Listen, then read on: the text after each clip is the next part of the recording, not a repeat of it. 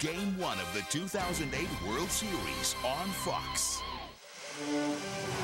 And welcome to the Chevy pregame show on Fox. Chevy, an American revolution.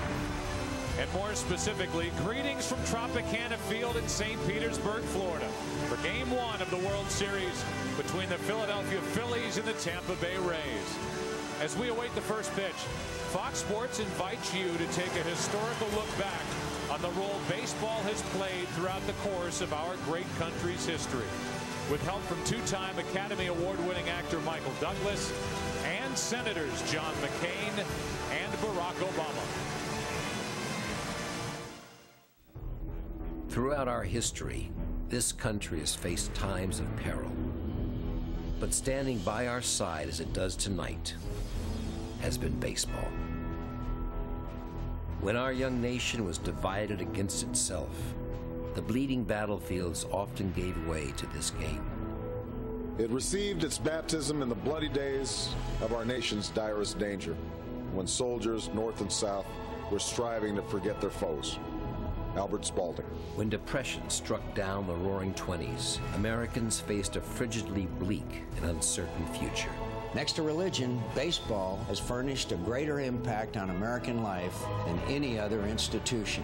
President Hoover. December 7, 1941, a date which will live in infamy. A month after speaking these words, with our country on the threshold of a war unlike anything mankind had seen, it was a simple letter which underlined the basic need for something normal. I honestly feel that it would be best for the country to keep baseball going. President Roosevelt's green light letter.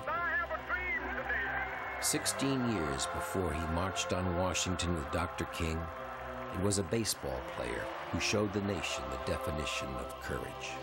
He was a freedom rider before freedom rides. Dr. Martin Luther King on Jackie Robinson. After a shocking attack shook this country to its core, we were afraid. But for many, one pitch on a baseball field showed us that our fears, although vivid and real, would pass. Baseball will never heal or solve our problems. When the last out is made, they still remain. But for 9 innings, no matter the troubles we face, we can be reminded of all that we as a nation have been through, all that is good and all that can be. I think that both baseball and the country will endure. John F. Kennedy.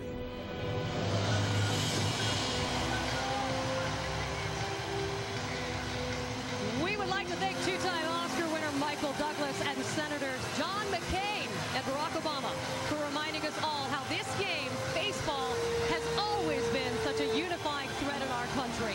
And the Fall Classic, a thread that can bind generations. It is happening here tonight at the 104th World Series.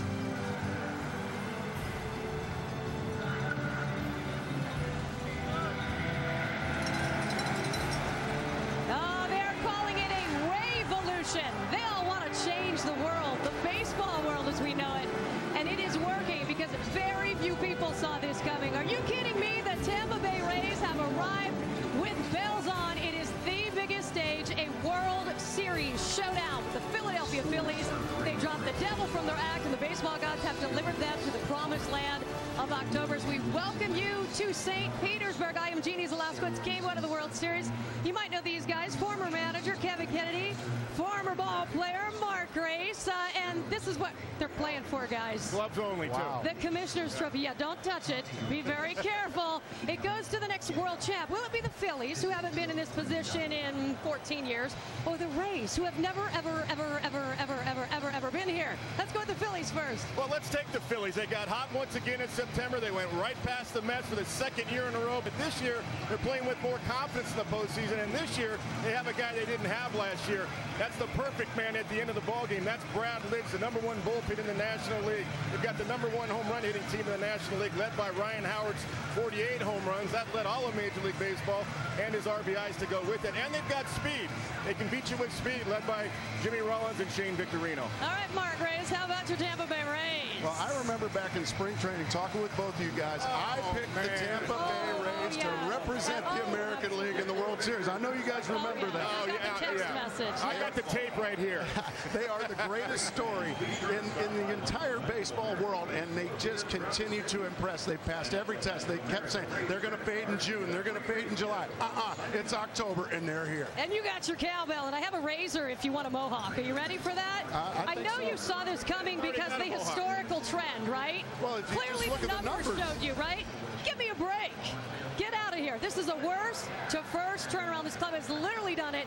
Look at the average record of the last 10 years. Finished 9 out of 10 seasons last place. Kevin, this didn't just happen overnight. Well, you know what? It started in spring training with Joe Madden and his ball club. Joe Madden talked about accountability, playing hard, and winning in spring training for a team that's always, for the most part, in last place is important. And this time, this is what happened right here. Elliot Johnson, a kid trying to make the ball club, a AAA second baseman, knocks over the Yankee young catcher that played AA and broke his arm. So the Yankees retaliated. It was a clean play. He didn't get the kid to baseline. So what? The Yankees retaliated 4 days later.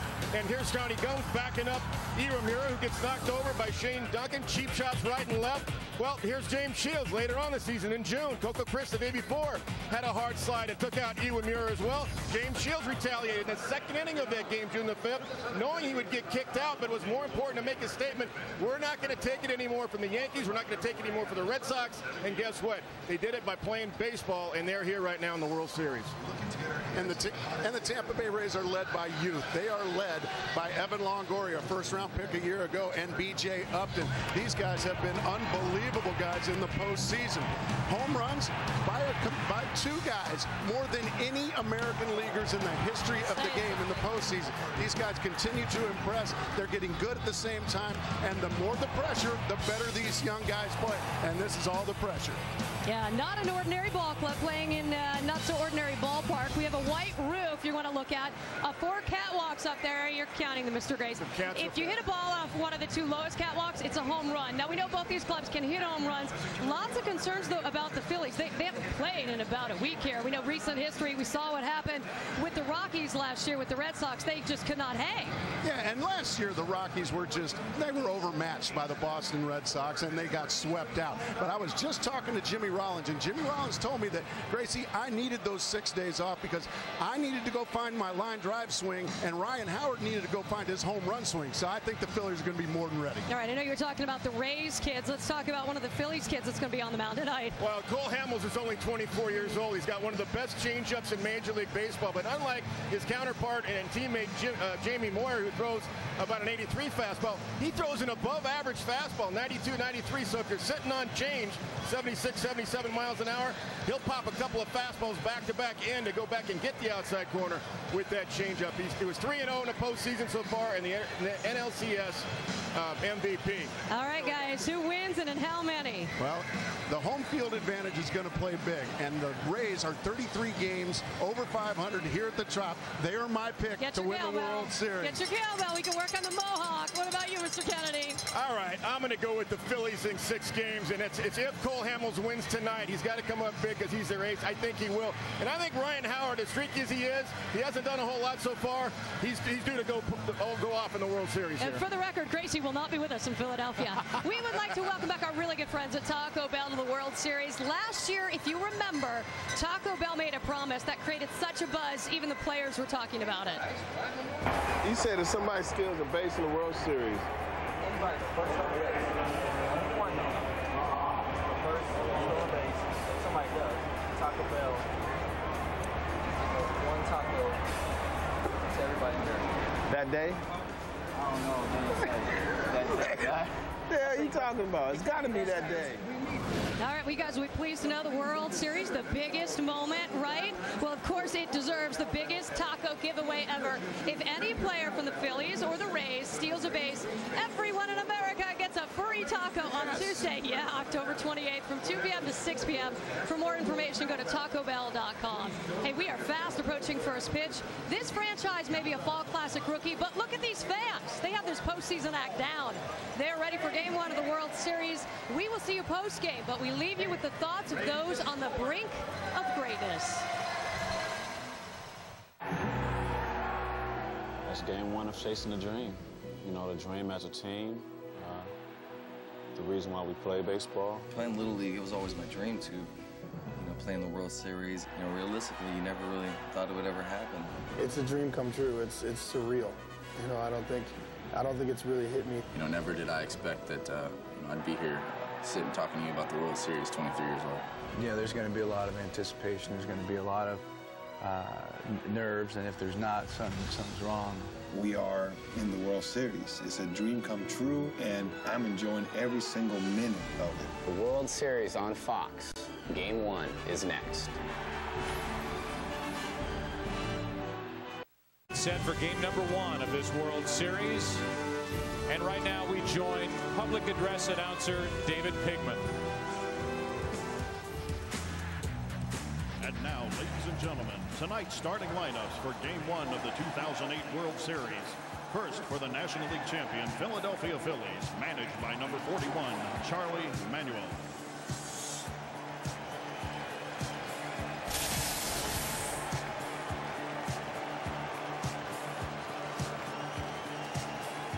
Batting first, shortstop, number 11, Jimmy Rollins.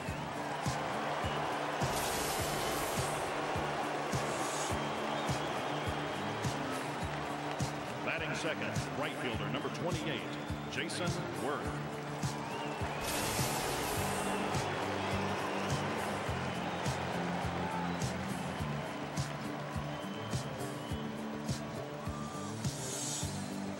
Batting third, second baseman, number 26, Chase Utley.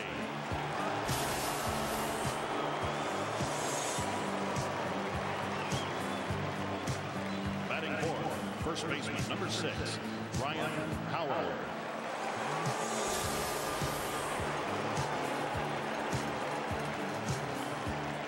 Batting fifth, left fielder, number 5, Pat Burrell.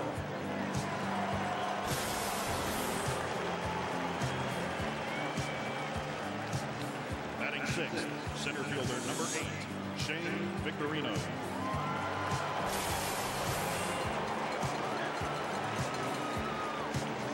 Batting seventh, third baseman, number 7, Pedro Feliz.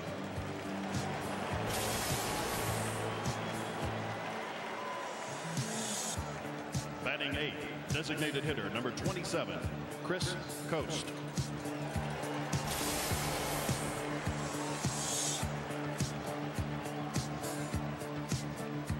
Batting ninth and currently in the bullpen, catcher number 51, Carlos Ruiz.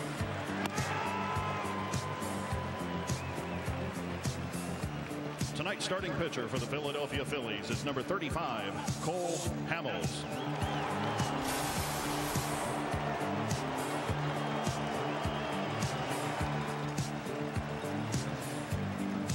Now the starting lineup for your 2008 American League champions, the Tampa Bay Rays.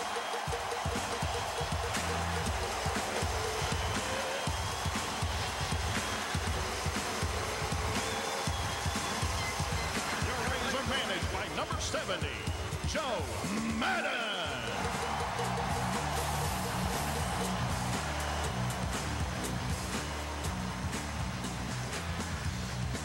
Leading off for your Rays, your second baseman, number 1, Akinori Iwamura.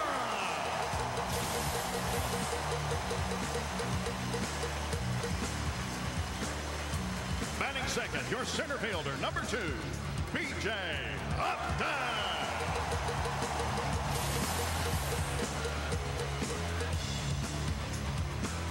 Batting third, your first baseman, number 23, Carlos Pena.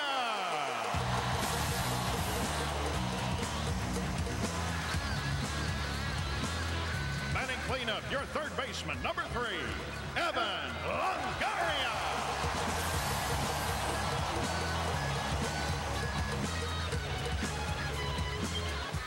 Batting fifth, your left fielder, number 13, Carl Crawford.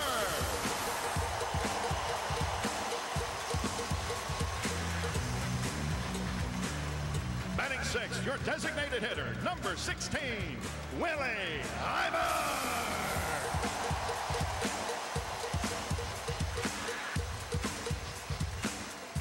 Batting seventh, and currently in the bullpen, your catcher, number 30, Deoner Navarro.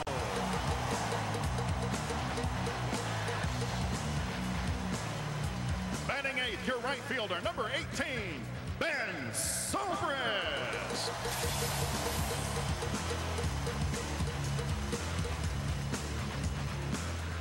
And batting ninth, your shortstop, number 8, Jason Bartlett.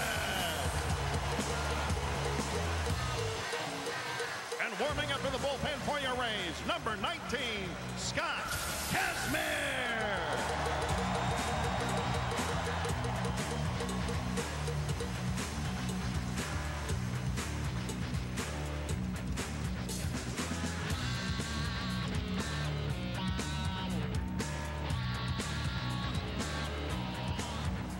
With over 100 million records sold, they are one of the biggest recording artists in the world. Here to honor America with the singing of our national anthem is Tampa Bay's hometown boy Nick Carter, along with Howie, Brian, and AJ. Please welcome the Backstreet Boys.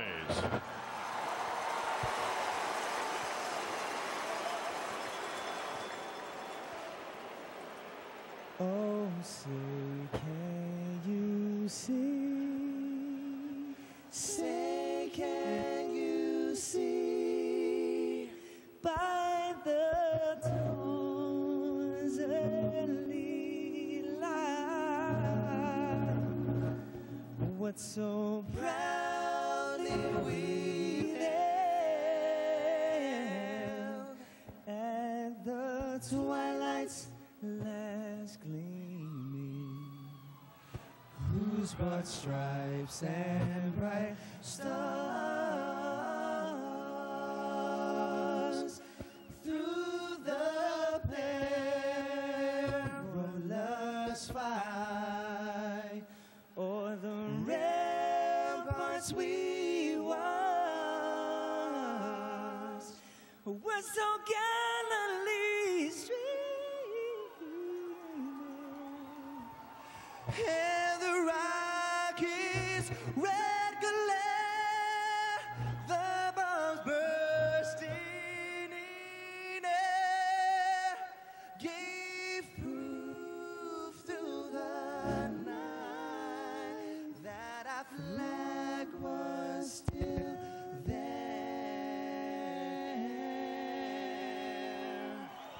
Oh, say, does that star-spangled banner yet wave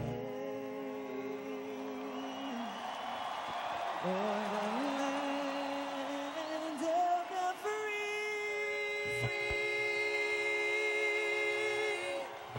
and the home of the brave?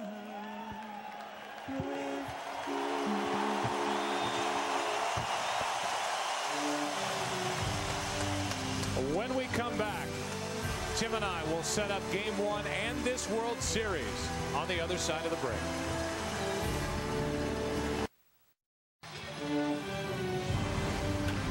And welcome back to the Chevy pregame show on Fox. Chevy, an American Revolution. We get ready for World Series game number 1 in the matchup between the Philadelphia Phillies representing the National League and the Tampa Bay Rays from the American League. And now welcome to the broadcast booth, everybody. I am Joe Buck. Tim McCarver is coming right up. First, we take the Tampa Bay Rays and we highlight what has been a remarkable and unexpected ride to this World Series. Why? Well, because in 9 of their previous 10 seasons, this team finished last. Last year, they had baseball's worst record. They lost almost 100 games. Over the offseason, they dropped the word devil from their team name, and the Rays in Vegas were a 150-to-1 shot to win the World Series. And now, Tim McCarver, I'll ask you this. Here's a Tampa Bay Rays team that is favored coming into this series against Philadelphia. How do they win this World Series? Well, Joe, you hear the same old refrain every year. Pitching, pitching, pitching. Here in Tampa Bay, they have it. What do they have? They have depth, talent, and youth. No starter is older than 26 years old.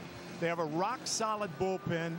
And a guy who is a weapon for Joe Madden and the Tampa Bay Rays tonight that was not a weapon necessarily going into the league championship series is the phenomenal David Price. Just 23 years old and got those 4 huge outs in Game 7 of the league championship series. So now we switch our focus to the Philadelphia Phillies. Here's a franchise that had played 125 years coming into this season. They had won World Championship back in 1980. They're in the Fall Classic for the first time since 1993. And I'll ask you, sir, how did the Philadelphia Phillies win this World Series? I think it's not overstating it by saying the Phillies have to have the game tonight, because after Cole Hamels, there's more of a drop-off than there is with the Tampa Bay Rays. You look at what Cole Hamels did in that NLCS. The numbers are overwhelming. And remember, whether you talk about the rotation for the Phillies or you talk about their bullpen, they have it at the front end with Hamels tonight, and they have the game's premier shutdown closer in Brad Lidge at the back end. So we get ready for Game 1 of this 2008 World Series. It's the Phillies representing the National League, and on display some of the game's best hitters. Ryan Howard, Jimmy Rollins, and of course Chase Utley, his double play partner. They can bang it. And so can the Tampa Bay Rays. And the combination of B.J. Upton and Evan Longoria, they have combined for 13 home runs this postseason. We are glad you're with us. It's Game 1 of the World Series, next on Fox. And once again, welcome back to the Chevy pregame show on Fox. Chevy, an American Revolution. I would like to know who's in the starting lineup for the Philadelphia Phillies, wouldn't you? Let's ask a Hall of Famer. Here's Mike Schmidt. Hi, I'm Mike Schmidt, and I'm honored to present to you Charlie Manuel's starting lineup for the 2008 World Series. For the Philadelphia Phillies, it's Jimmy Rollins at shortstop. The reigning National League MVP, Jason Worth, will be in right field. Chase, I was born to play baseball. Utley will be at second base. Ryan Howard will hit cleanup. Soon to take over the MVP role for Jimmy Rollins in the National League. Pat Burrell, a key player in this World Series, hitting fifth and playing left field. Shane the Flying Hawaiian Victorino in center field. Pedro Feliz, one of the greatest defensive third basemen I've seen in a long time at third base. Chris Coase will be DHing here in the American League Park. And the steady catcher, Carlos Ruiz, will be handling a stylish left-hander, Cole Hamels. Should be a wonderful World Series. It's exciting here in Tampa. Well, October baseball has delivered everything you've ever wished for and then some. The Philadelphia Phillies finally back in the World Series after a 15-year absence. While the Tampa Bay Rays Cinderella season continues tonight. They're in the World Series after knocking off the defending champion Red Sox in 7 games in the ALCS. Well, Phillies and Rays fans continue to see moments they've always wished for. Well, we'll soon find out. It's brought to you by Traverse, the all-new crossover from Chevy. It's everything you've ever wished for, and then some. Hey, coming up, it's a baseball game, and it's Game 1 of the World Series. Philadelphia and Tampa Bay. For World Series game number 1 in the matchup between the Philadelphia Phillies representing the National League and the Tampa Bay Rays from the American League.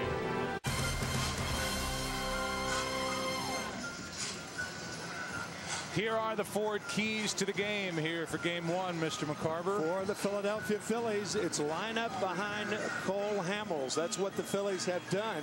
He has started both the League Division Series and the League Championship Series with 7 days rest, and that is the same tonight. He won the clincher in Los Angeles last Wednesday. And as far as the Rays are concerned, pounce on that home field advantage.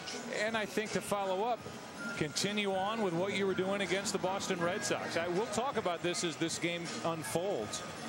But I believe it's going to be tough for the Phillies to dust it all off and get ready here after a 6-day layoff. Our opening pitch brought to you tonight by Bud Light. The difference is drinkability. And they help to bring you World Series baseball from St. Petersburg, Florida. And here is the very good left-hander. Came up with the, at least in the Mets organization, Scott Kazmir. Yeah, the winningest left-handed pitcher, the winningest pitcher in Tampa Ray history. And here is his Sprint pitcher profile. Give us some more info.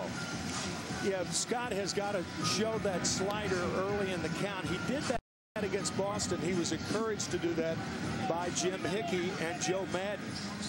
He hurt his elbow in spring training, but he does have an improved changeup as a result of that because he couldn't come through on the slider. And he must show those pitches inside the right-handed batters, and that, to me, is one of the key points in his success tonight. Who are the men in blue here tonight? Well, the answer is the crew chief behind home plate, Tim Welke. At first is Kerwin Danley. At second, Field and Colbreth. At third is Tom Hallion. Down the left field line is Jeff Kellogg, and down the right field line is Tim Sheeta. And here is Jimmy Rollins, who did not have a good NLCS except for that home run that he popped in Game 5 leading off.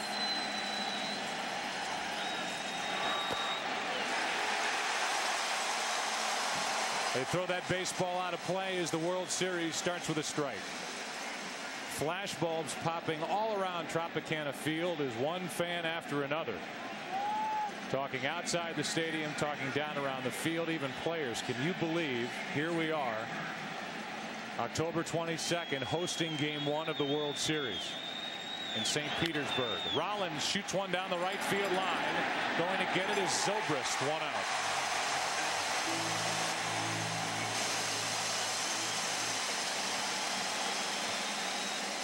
That moment, first pitch, captured by so many cameras here in this sold-out Tropicana Field. Dusting off places, Tim, they didn't even know they had, so they could sell seats. That's right. Take the tarp off. Seat some people. Here's Jason Worth. There are some seats with obstructed views. There are some seats tucked away in this stadium. As that pitch misses up and away for a ball, and here is another right-handed test for Scott Kazmir. That's an obstructed view. 2-0. Jason Worth representing as we look at the Stingrays in right center field, but Jason Worth representing perhaps the biggest threat against left-handed pitching that Tampa Bay could throw. 16 home runs, led the majors. And hit .310 against left-handed pitching. It's 3-0.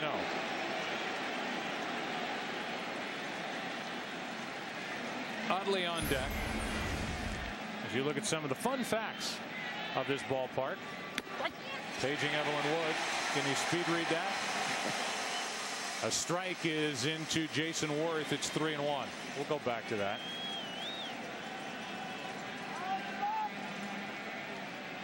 One out, nobody on. Utley on deck, and Worth takes another. Good pitch on the outside corner. Predictable pitch. Right there.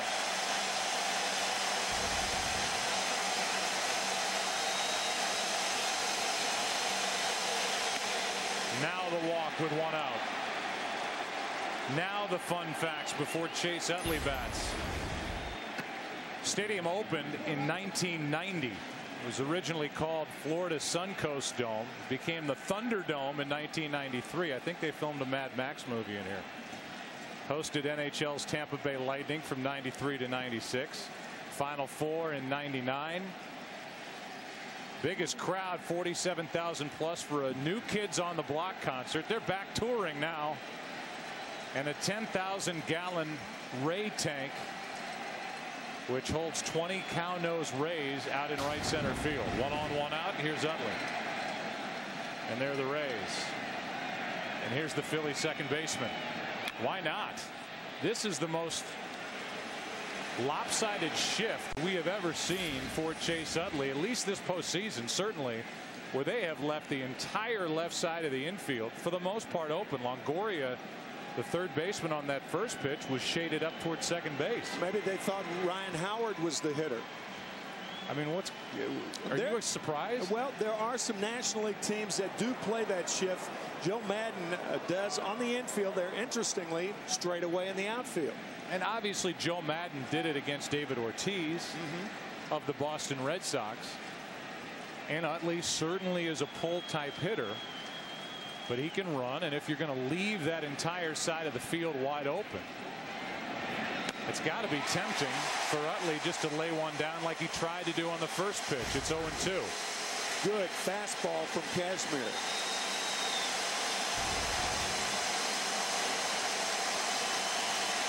Scott has not thrown a breaking ball yet.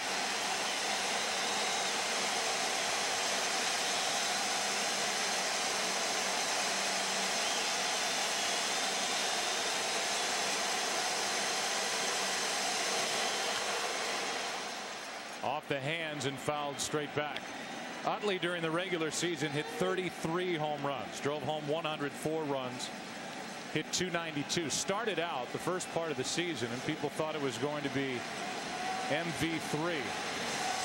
3 consecutive MVP awards between Howard, Rollins, and then Utley. Utley tapered off, but he is still one of their big threats.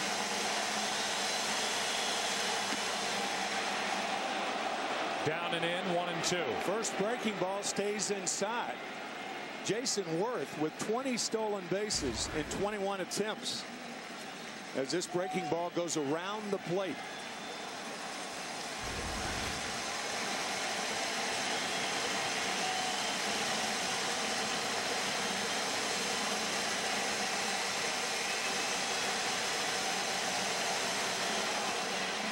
Check swing on a ball in the dirt. They appeal, no swing, and it's 2-2. Missing with the slider inside, and now the slider down, and Utley held up.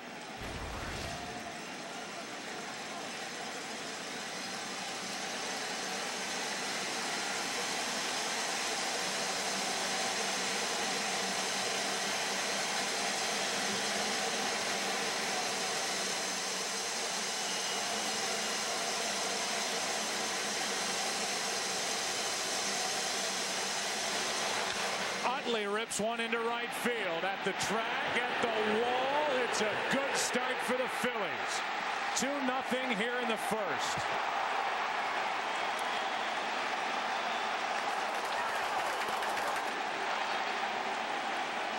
That'll shake off the rust.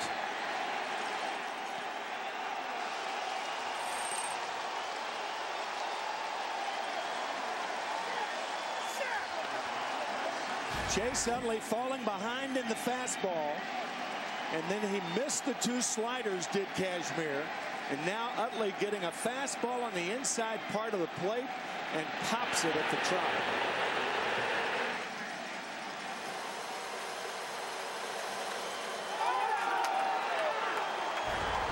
Now Ryan Howard's trying to blast one, strike one.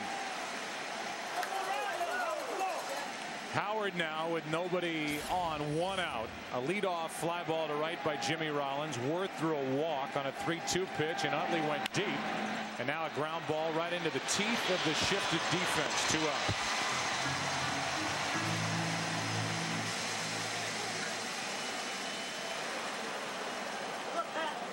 How about for Chase Utley, 34th player to hit a home run in his first World Series at bat. Bobby Kelty, the last one to do it in 2007 Game 4 for the Red Sox. Phillies jump out in front here tonight, and now Burrow takes a fastball for a strike. Chase Utley with a very important home run against the Los Angeles Dodgers in the opener. A 2-run shot off Derek Lowe. The Phillies won that game 3-2 and did not look back. Out in front of that pitch. 0-2. In case you're wondering and you're just watching a Tampa Bay Rays game for the first time, what's the deal with the cowbells? Their owner is Stu Sternberg, and he grew up in the Canarsie section of Brooklyn. As the 0-2 pitch is on the inside corner, the half inning is over. Tell you more about Stu Sternberg and the Cowbells. What a start for Philadelphia. A one-out walk and a blast. 2-0 Phillies after a half. Akinori, Iwamura, second base, lead off. B.J. Upton, center field, batting second.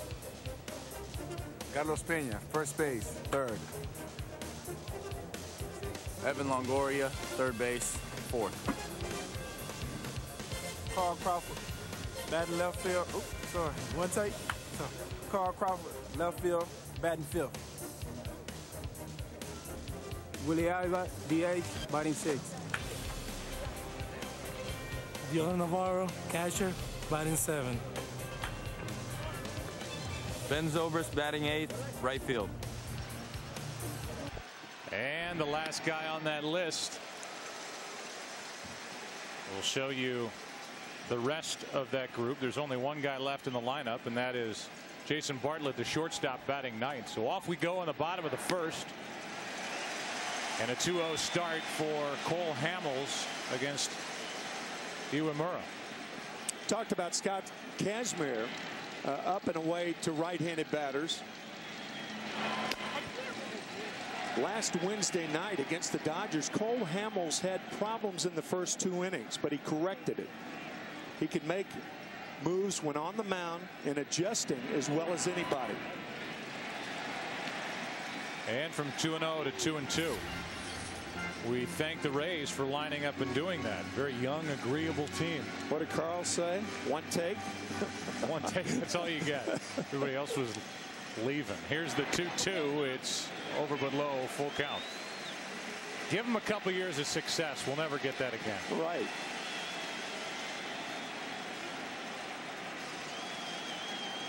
Iwamura trying to get it started for the Rays, and he grounds one to Howard. A race to the bag, and Iwamura beats Hamels and Howard. Iwamura led the Rays in infield hits with 28. Hamels falling off to the third base side. Howard playing deeply, and Howard meets Hamels. Not a good start for the Phillies. It is indeed an infield hit.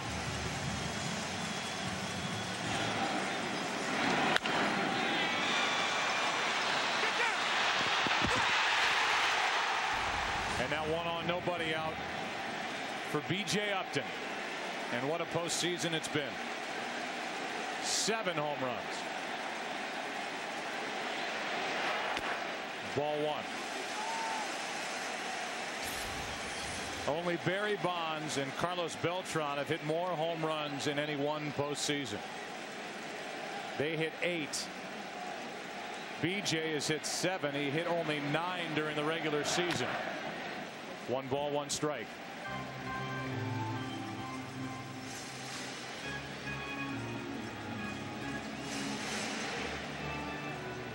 So not only is it Upton, but it's a lineup that has pounded home runs during the postseason. They've hit 22 after hitting 180 during the regular season. The Phillies hit 214 as a team. The 1-1. Check swing, ground ball. Utley, Rollins, double play. Upton slow to get out of the box as he was jammed, and it turns into a 4-6-3 double play. Almost all check swings, you don't get out of the box properly.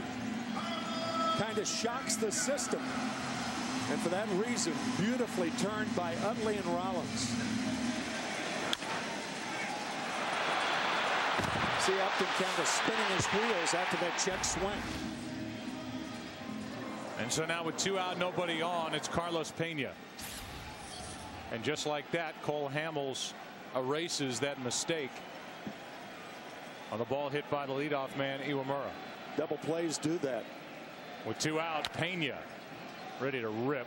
Strike 1. How about the sprint pitcher profile for this left-hander? And he's a good one, Cole Hamels. World-class changeup, actually more effective against right-handed batters than left-handers.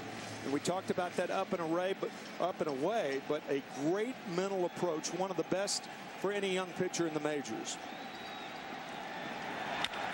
Ground ball right side. That's the shortstop. Rollins way on the other side of the base. We go to the second here in game one. Home run by Utley, 2-0 Philadelphia. Second inning, 2-run shot by Chase Utley in the first. It's 2-0 Philadelphia. Here's Shane Victorino, then Pedro Feliz and Chris Coast, who's the other catcher for Philadelphia in the DH tonight. That's down and in ball one. Victorino has the Phillies franchise record now for RBIs in a single postseason with his 11. And he has a couple of huge home runs for Philadelphia. The grand slam against CC Sabathia in the division series, and then the game tying 2-run shot against the Dodgers in game 4. Here's a 2-0. There's a strike. 2-1 from Kazmir. 9 of 11 of those RBIs came with 2 outs.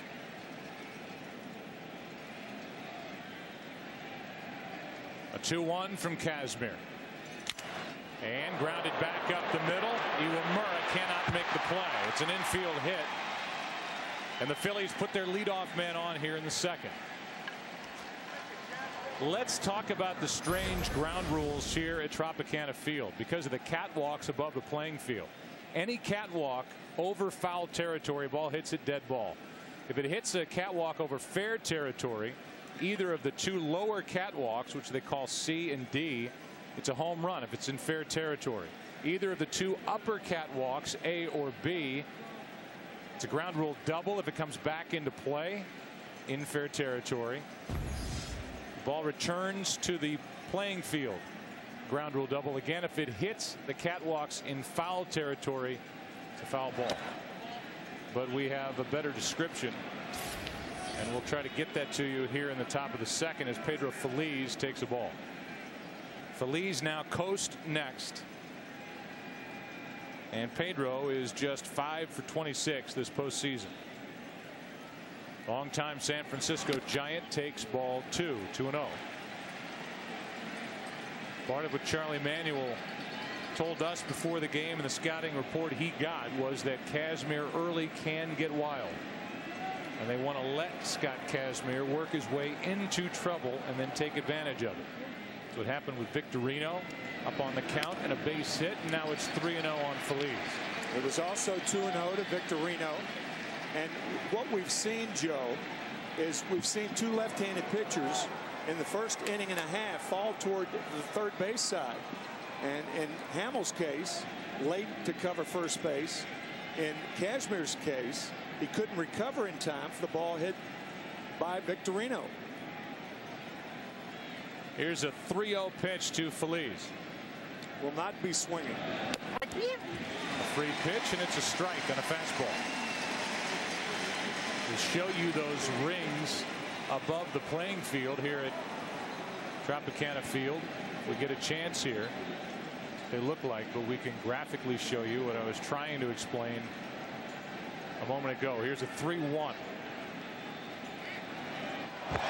Victorino was going, and he read the move and came back. I think it's safe to say the players on these teams looking for different rings. Very nice.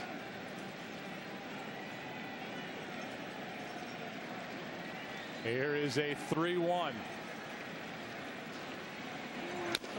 That's inside. So a hit, then a walk, and now the moment you've all been waiting for. There's the A ring. That's above the field. It's never been hit, but you never know. There's the B ring. It's above the field. If it remains up on the catwalk, it's a ground rule double. If it returns to the field, the ball is in play. Fair territory, if it hits the C ring, it's a home run. Foul territory, dead ball. The D ring, again, fair territory, home run. Foul territory, dead ball. 2 on, nobody out, and they almost caught Victorino straying too far. You've heard that adage about baseball, never make the first out at third base. Well, with first and second and nobody out, you can't make the first out at second base. Good quick move by Cashmere, very close. That was close. Whoa. That's worth another look at least on that same replay. Victorino popped up. I think might have been surprised that he was called safe. There's a strike to Coast. That's a daylight play. When the pitcher sees daylight between the shortstop covering the bag and the base runner, he turns and throws to second base knowing the shortstop will be there. 2 on, nobody out. The 0-1 pitch. Strike 2.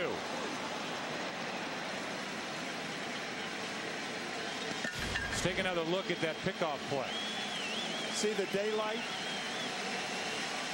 Well, Scott Cashmere did, and a quick throw, and Victorino diving back. I'll tell you, if he called him out, I don't think the Phillies could complain. Oh, I think the right arm was blocked. Yeah. Getting back to the bag.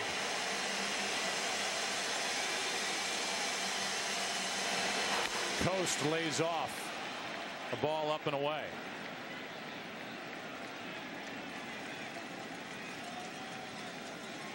Runner at second is Victorino. Runner at first is Pedro Feliz. At the plate is Chris Coast, who hit .296 against lefties this year. And he pops it up into shallow right. Zobrist is there for out number 1. Carlos Ruiz, the number 9 batter, will be the hitter. I started to talk about the cowbells that they ring here at the Trop. Stuart Sternberg from Canarsie section of Brooklyn. He grew up hearing stories of Hilda Chester, famous for ringing a cowbell at Ebbets Field, and then when he saw the SNL skit, Christopher Walken, we need more cowbell. He fell in love with it, showed the skit on the replay board here in the stadium, and it kind of caught on after that.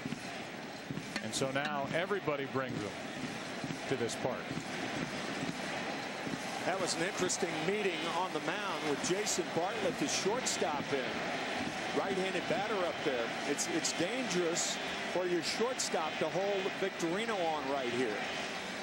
So Bartlett is moving in the hole, but there's a real possibility of Victorino trying to steal third with 1 out. Started and stopped, and Ruiz takes a ball down and in.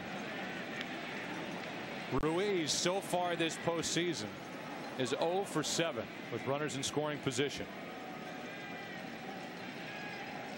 Hit .313 during the NLCS. Boy, Victorino has just got a gigantic lead back at second base, even though he came awfully close to getting picked off. The thing about that is, with Iwamura playing towards second base for the double play, cheating a little bit towards second, Ruiz can hit the hole to the left of Iwamura. Got a good stroke to right field. Well, Iwamura moved prior to that last pitch, because before it, Victorino was another 5 or 6 feet over toward third base, and I think you're right. There's no doubt that the Rays are aware that Victorino could swipe third. These are 2 teams, by the way, hooking up in the World Series who both run a lot. Philadelphia and Tampa Bay. Now Iwamura comes in, but no throw. Ruiz during the regular season drove home 31 runs.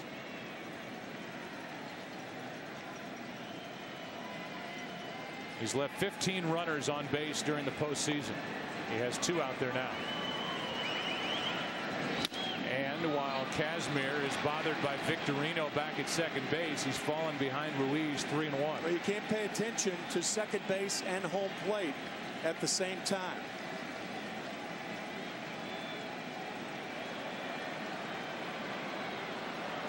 There they go. And Ruiz fouls it back. Both runners, both Victorino and Pedro Feliz, had great jumps. But Ruiz on a 3-1 pitch went after it and fouled it. You know, that's a break, Joe, that doesn't seem like a break.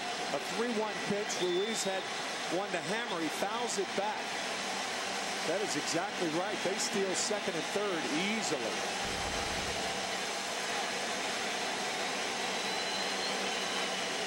They were going on a 3-1 count.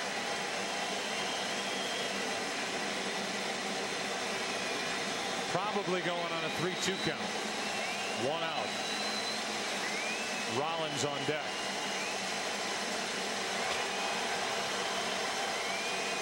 There they go. Ball 4. There is no doubt, Tim, that Scott Kazmir was more worried about Shane Victorino at second base than he was Carlos Ruiz, who's a 200 hitter this postseason as he draws a walk. Ruiz does, and really, except for the one strike, the other pitches weren't even close. Gene Mock was a terrific major league manager. Never managed a team that got to the World Series, but his formula for holding guys on was forget the 80-20 formula. In other words, thinking about home 80% of the time and 20% thinking about the base runner. I mean, the base runner, after all, does not know you're thinking about him. So you concentrate on the base runner, and then when it's time to direct your attention home, go at it 100%. That 80-20 formula is bad. I think Kazmir was about 50-50.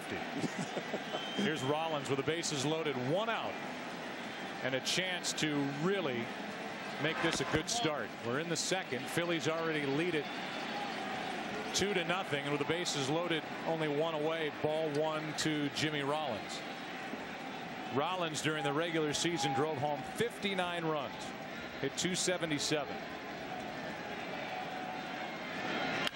And he flares one into left center field. Lead runner is Victorino. Upton will come up throwing. Here's a play at the plate. Inning over.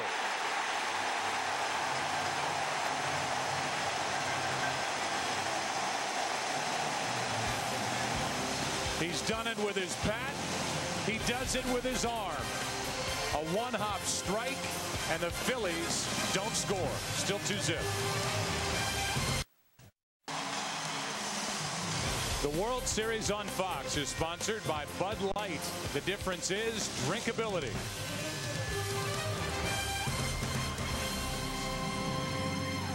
There's Shane Victorino, who's huffing and puffing out in center field, and it was B.J. Upton who cut him down at the plate. Still 2-0. 16 outfield assists during the regular season. Second only to Nick Markakis with his 17, and while he's been doing it with his bat during this postseason, that was a big out at the plate thanks to the arm of Upton in center. Here's Longoria, and there is ball 1. 1 ball, 1 strike. Evan Longoria is only 23 years old. He has had a meteoric rise to becoming one of the biggest threats with a bat in his hands in the major leagues. And with a glove in his hand. That's what he's done during the postseason. Hit 27 home runs during the regular year as a rookie.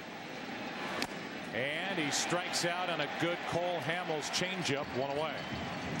The thing about the artificial surface is it gives catchers a relatively true hop, as you see to Navarro right there.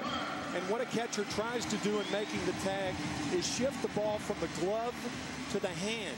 But he didn't have enough time, and Victorino is out. Nice play, Navarro. And able to cradle it against his body in the glove to hang on for the out. Now it's Crawford. And for Carl Crawford, he's just 27 years old, but he is the longest tenured Tampa Bay Ray. He played for Tampa Bay way back when they were called the Devil Rays.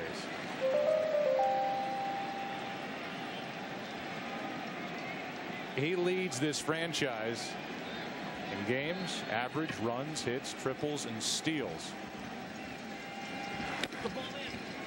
It's inside, and the count goes to 2-1. And forever, you've kind of been waiting for the Rays to make some sort of deal to ship Crawford to some contender at a trading deadline to be a difference maker elsewhere. And now here he is. one of the key pieces to the American League Championship team here in St. Pete. Yeah, I think Carl made the right move. He was much sought after as a football prospect out of high school in Houston, Texas. Still 2-2.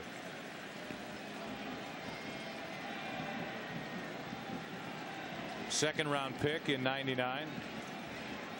First year for this franchise was '98. He has been a good, steady player for a long time. He gets this one into center, down toward the end of the bat, and easy for Victorino. 2 out. After B.J. Upton came back to the dugout after throwing out Victorino at the plate, here's what Matt Garza had to say. Fox sounds of the game. Don't test the cannon, boys! Don't test it! Don't test the cannon. Hey, don't test it! That's one guy who has a cannon of his own in Matt Garza. He'll be starting game 3 in Philadelphia. The ALCS most valuable players. Ball 1 is high to Willie Ibar. Ibar has been red hot. The 1-0 pitch.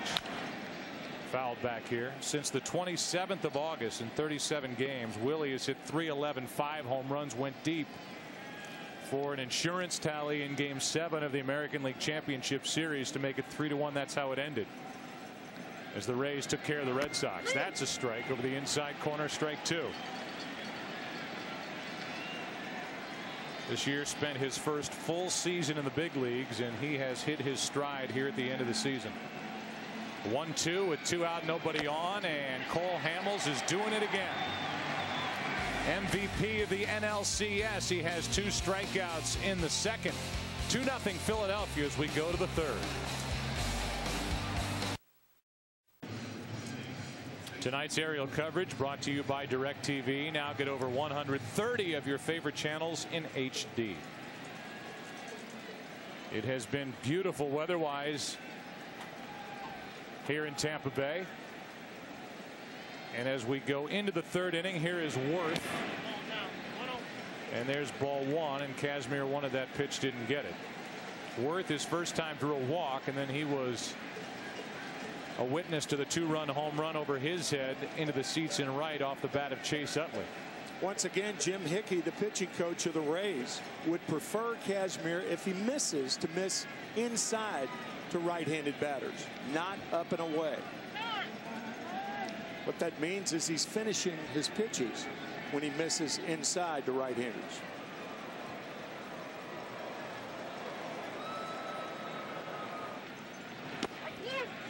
There's a strike.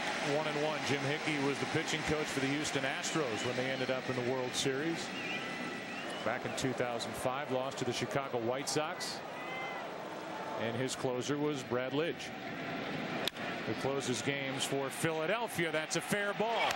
Worth is thinking about 2. Zobrist makes the play, and it's a leadoff double. Good start for Philadelphia here in the third inning as they get their second extra base hit of the night. Good start, good base running by Worth. A little check swing plop job to the right. Ben Zobrist, you talk about going a long way to get to this ball. This ball's tailing away from him. Gives you an idea about the closure speed of the outfielders for Tampa Bay. We've seen Upton's throw. Zobrist closing on that ball in foul territory. And Carl Crawford, a very, very good outfielder. Not a good arm, but can go get him. And now with the runner at second and nobody out, here's Chase Utley.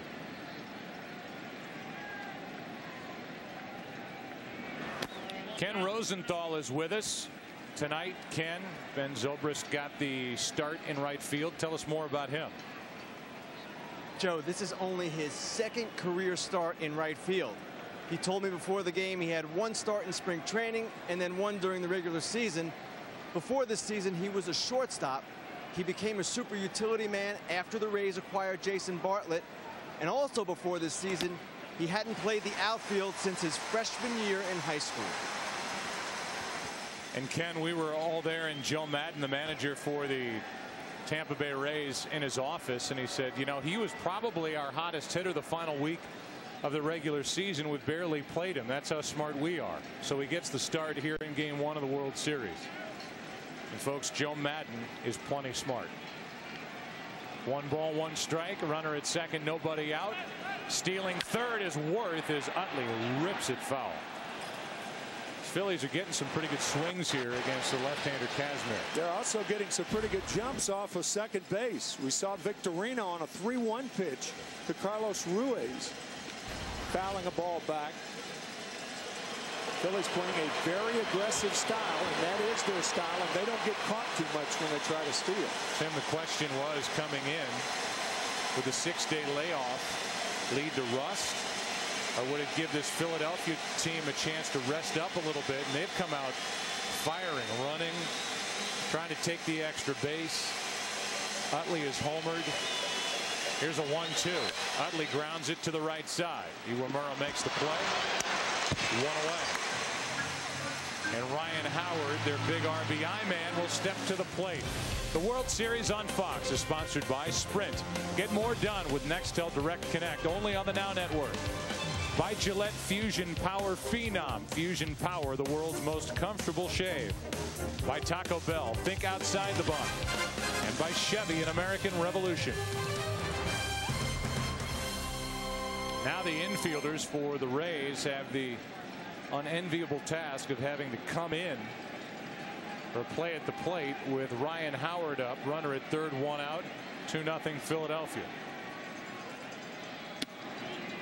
This is one of the oddest infield alignments that I've ever seen. 3 infielders on the right side, and look at Longoria at third base, and the reason he has to stay close to the bag is you've got a base runner over there. Under a normal shift, he'd be too far off, and Jason Worth would have a huge jump. How many Philadelphia fans, as the count goes to 1-1, would have believed that their Phillies would be here in Game 1 of the World Series and Ryan Howard would have 3 postseason RBIs. Number 1 in baseball in home runs and runs batted in with 146 during the regular season. Going the other way, but it's a foul ball. Strike 2. Why is that the case? Well, look at what he's done over the last 3 years. 06 through 08. The home runs, the RBIs, a lot of strikeouts, but you put up with those when you get that kind of run production. Led the majors in total home runs over that 3-year span. RBIs, better than A-Rod in those 2 categories, and the most strikeouts. He's set up here at 1-2, and Kazmir needs a strikeout. And he got it.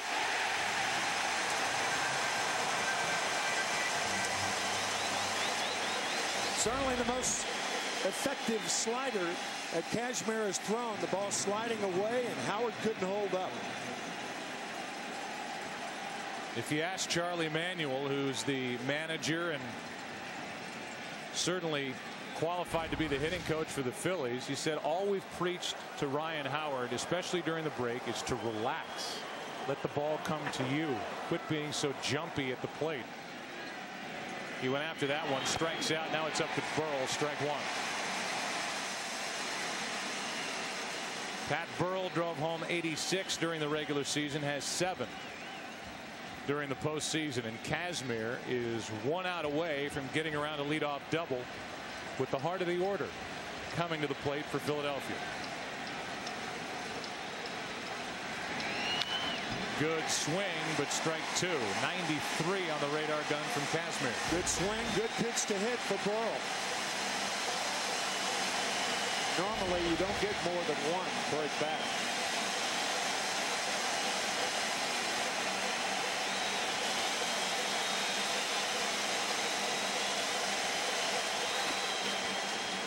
In the dirt and blocked easily by Navarro. There is Joe Madden. We'll talk more about him in the bottom of the 3rd inning. The reason the Tampa Bay Rays have home field advantage is because the AL again won the All-Star game. Kazmir, the man on the mound, was the winning pitcher in that game. The 1-2. How about Kazmir? Gets around a leadoff double, going through Utley, Howard, Burrell. Still 2-0 Philadelphia after 2.5. Well, Cole Hamels has got to be wondering, how big could this lead be? He's rolling on the mound, but he's been in the dugout watching his teammates get on base, but nobody can drive runners in. The Phillies had 2 on with nobody out. The bases loaded with 1 out in the second, didn't score.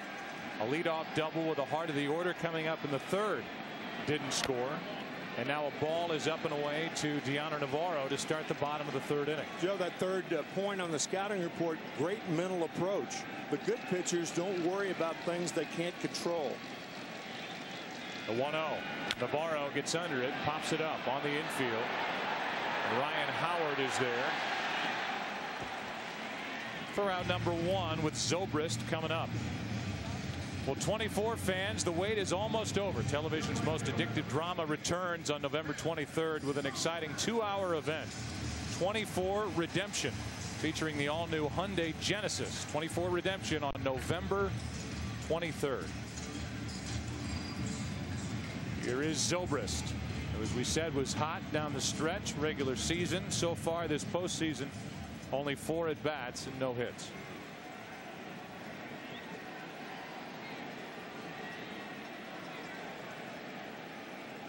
With 1 out, strike 1 on the inside corner. First curveball by Hamels tonight. Everything else has been fastball, changeup.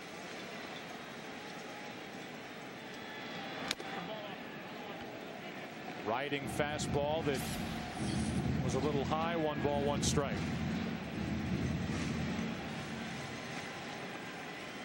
Regular season numbers for Zobrist. Ball 2. A Tampa Bay team that won 97 games during the regular season. Also during the regular season, they had the best home record across Major League Baseball. And that's under the glove of Phillies. A 1-out base hit for Zobrist.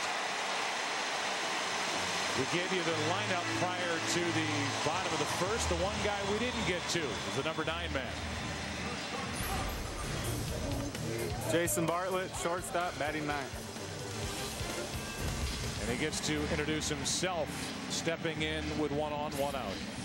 Is he ever glad he's here? Traded from the Minnesota Twins last winter with Matt Garza for Delman Young.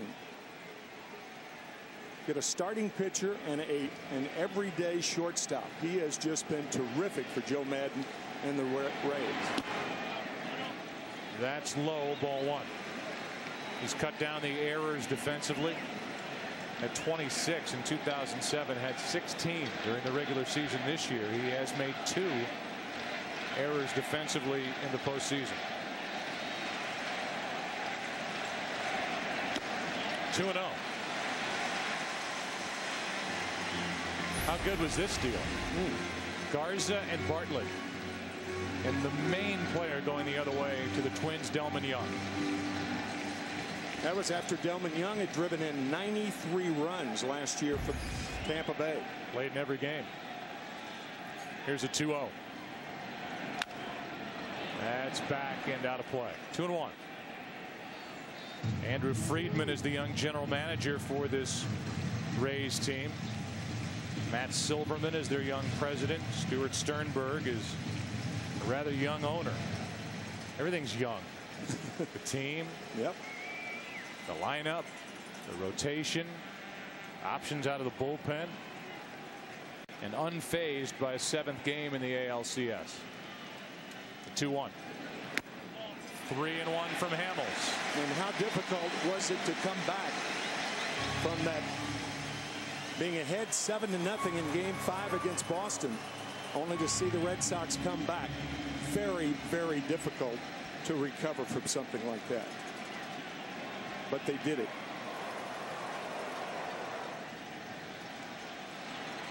(3-1). First walk handed out by Cole Hamels. 2 on, 1 out. Iwamura coming up. And we look at the Tampa Bay Rays season in review. Best home record across Major League Baseball as they went 57-24. Their starting rotation is good, deep, and all 26 years old or younger. And they led the big leagues in stolen bases. They have 17 more in the postseason. Iwamura takes a strike. 142 steals for Joe Maddon's team during the regular season. 136 for the Phillies. Zobrist and Bartlett. 1 out.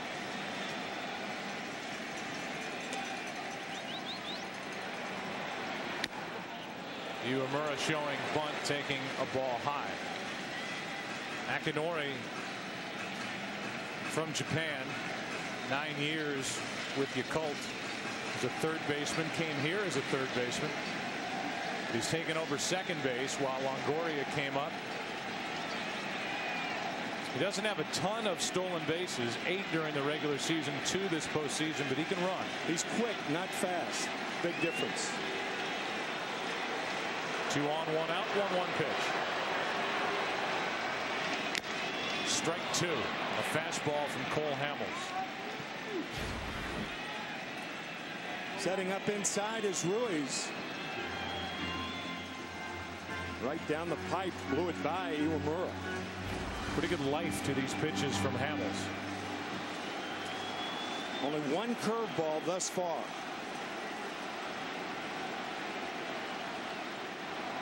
The 1-2. Into right, a base hit. Worth will come up throwing. They hold Zobrist and the bases are loaded.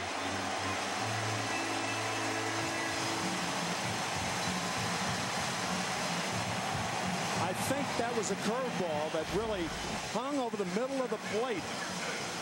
No, changeup.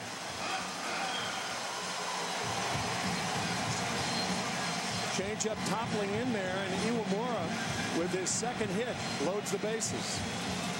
Brings Rich Doobie, the pitching coach, out of the dugout to talk to Hamels. We haven't seen a lot of this during the postseason. Hamels won Game 1 of the division series, 8 innings, no runs, 2 hits. Won Game 1 of the NLCS, 7 innings, 2 runs, 6 hits. Game 5 of the NLCS at LA, 7 innings, 1 run, 5 hits.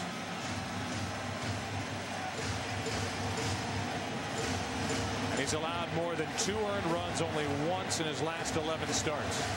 He's in a jam here in the 3rd.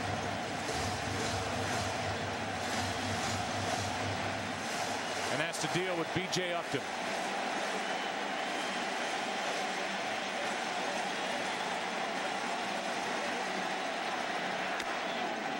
Ball 1. That is the look of a confident hitter. And why not? Hitting over 300 coming in during the postseason with his 7 home runs. Good fastball. Hamels kept it down 1-1.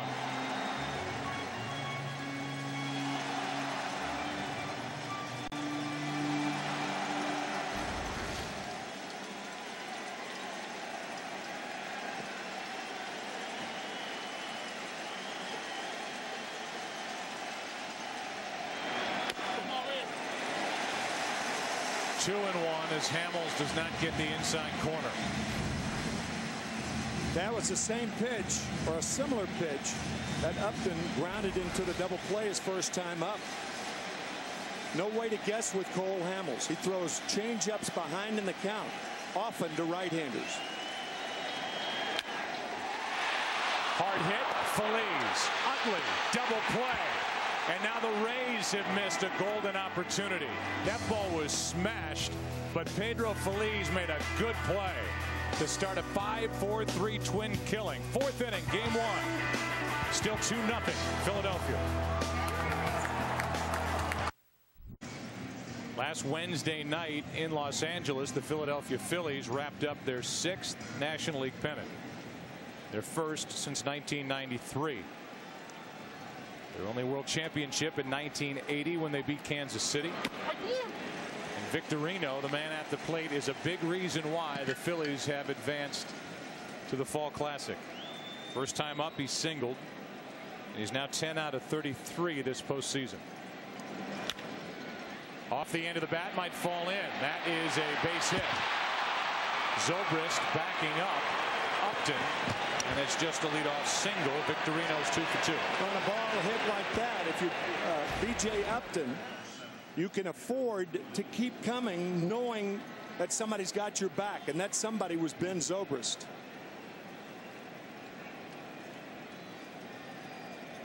But still, as we heard Ken Rosenthal tell us, he came up originally as a shortstop. Now he's a utility player.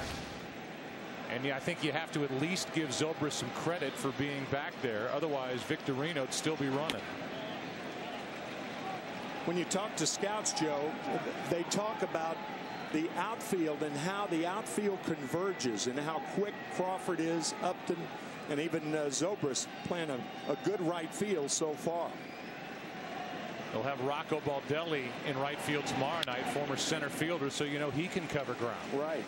There's a foul back and out of play by Phillies. And the count 1-1. Pedro drew a walk his first time, but he's in the game mainly because of his glove. And that paid off in the bottom of the third inning on that smash hit by Upton that Phillies turned into a double play. 1-1. In at the knees, strike 2. As Whitey Herzog used to say about Ozzie Smith, stopping runs from scoring just as important as driving them in.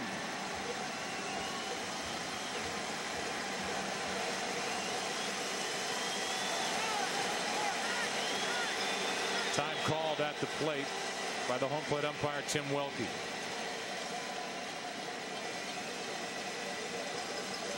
So yet again a leadoff hit.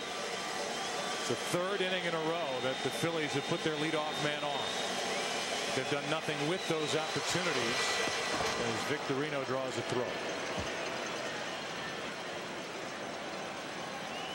This is a franchise the last 2 years has been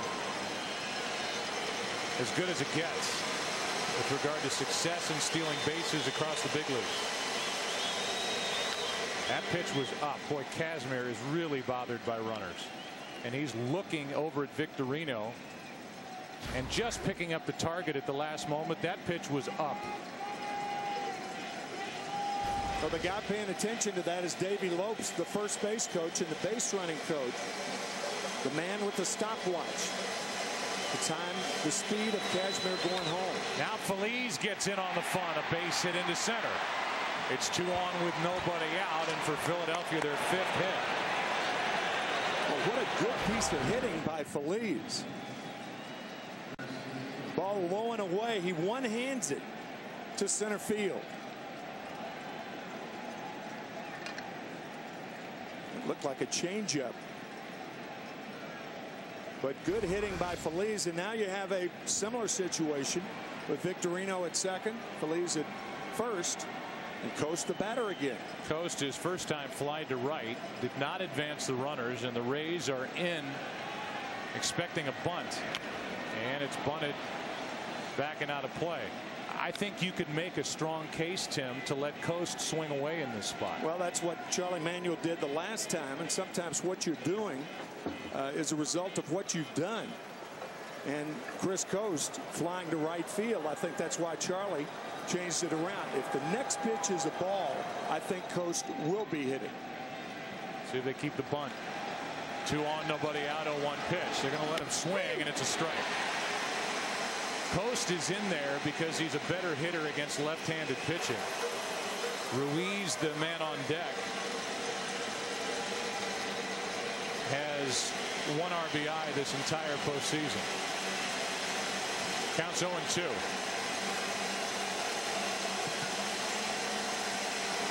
Victorino stealing third on a ground ball to the first baseman, and like a good bunt because the runners were going. A late break by Phillies at second and third, 1 out.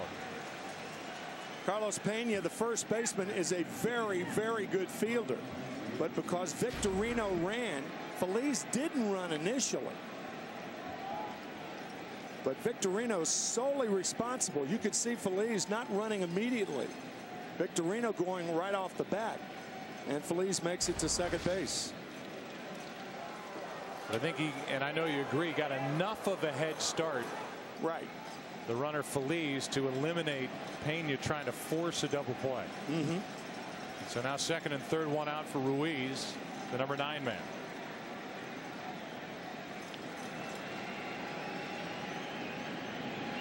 He walked his first time up to load the bases.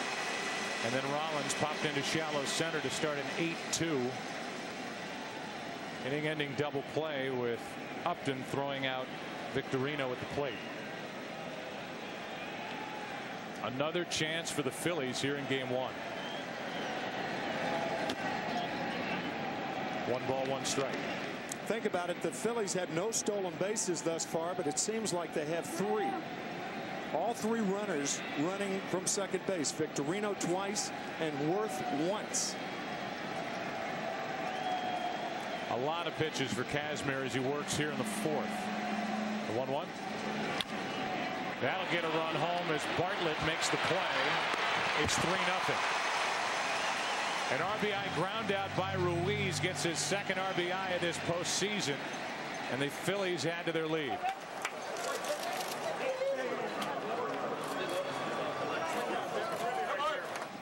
Victorino started it with a hit. An important base hit by Phillies on a good pitch down, and then after Coast advanced the runners, the RBI ground out. Here's Rollins. Looking for a 2-out RBI hit. Strike 1.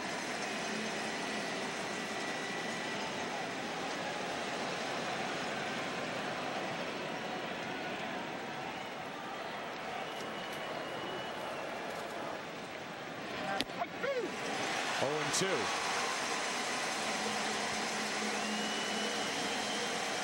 Surprising for Jimmy Rollins, 0 for 7 with runners in scoring position during the postseason, and he's set up here. And down he goes. Strikeout number 4 for Kazmir. The Phillies add to their lead. It's 3-0 after 3.5.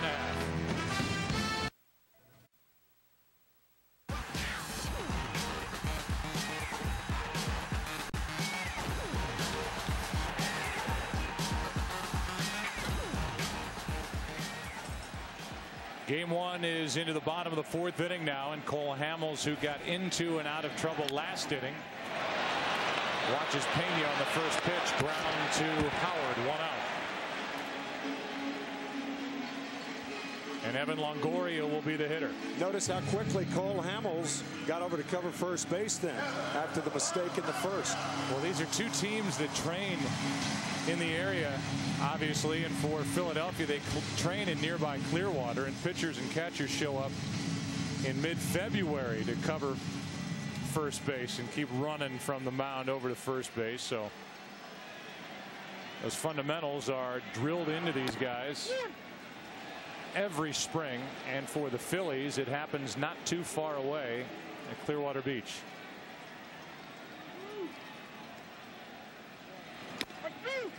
Good fastball in for a strike to Longoria. It's 0-2.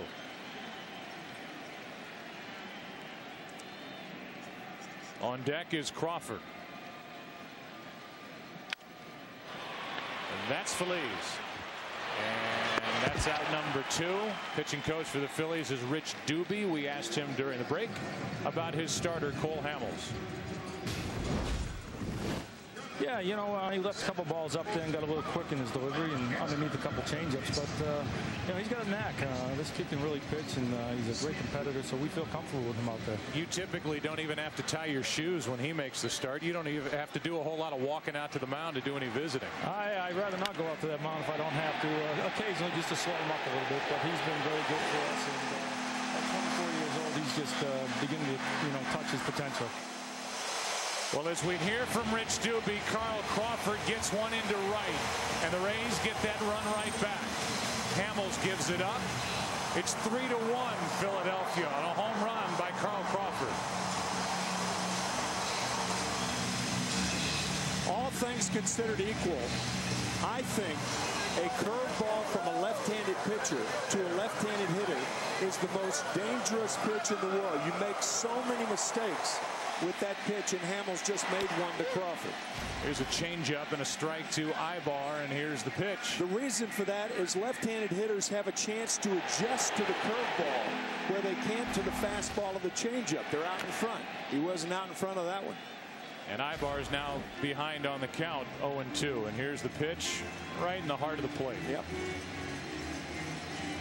2 out, nobody on, and the Rays are on the board. Almost on cue, Joe. Rich Doobie talking about getting under the changeup.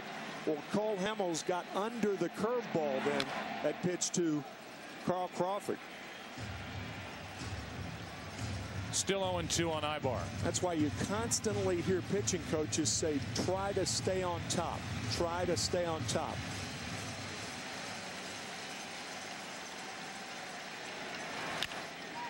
Off the end of the bat, and Victorino is there.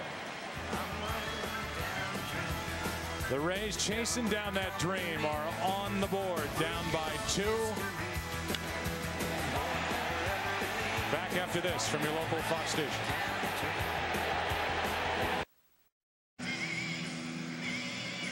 Coming up on 10 o'clock in the East, it's World Series Game 1, Tropicana Field in St. Petersburg, Florida.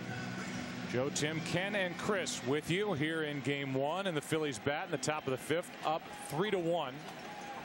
And Worth has been a part of it with a walk, a run scored, and a double against Kazmir. Strike 1. It's Worth, Utley, and Howard for Philadelphia.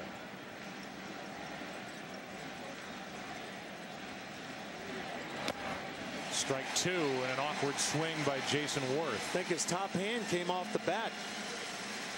Sometimes that pitch is away from you and you reach for it with your arms and not your legs.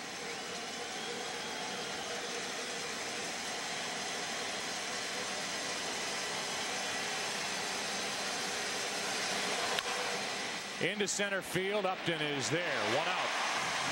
Had a chance to visit with Joe Madden, the manager of the Tampa Bay Rays, and the first question was about getting on the board on the home run by Crawford.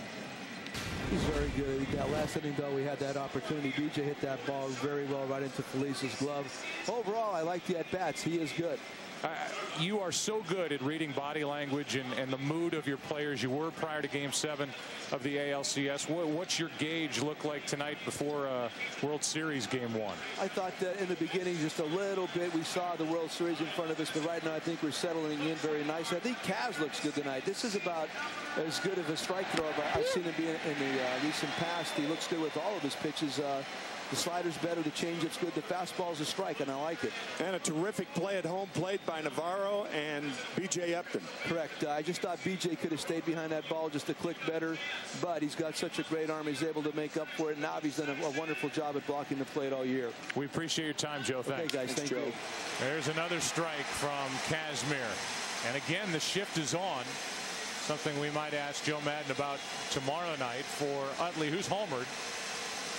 I'm sure Joe Madden, like any baseball man, will tell you, well, if he wants to lay one down on the left side, considering he homered in his first at bat, let him. Ball 1. Yeah, there are some National League teams that play Utley to pull like that. The shift with Longoria at short and 3 on the right side. We did not see it during the National League Championship Series between the Phillies and Dodgers. Utley gets under it. 2 out as the shortstop. Bartlett puts it away. Well, Joe Madden is definitely a baseball lifer. Before he came here, and he's in his 3rd season managing the Rays, he spent 31 years in the Angels organization. 6 years as the bench coach to Mike Scioscia, a manager who we think a lot of with the Angels. Definitely a thinking man's type manager. Renaissance man. With 2 out, nobody on. Ryan Howard takes the ball.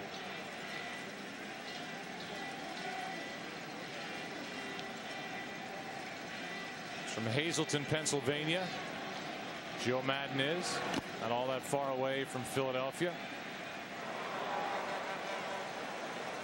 And he and the Rays will head there for Game 3, which will be on Saturday night. Jamie Moyer and Garza. The 2-0. 3-0 to Howard with Burrell on deck.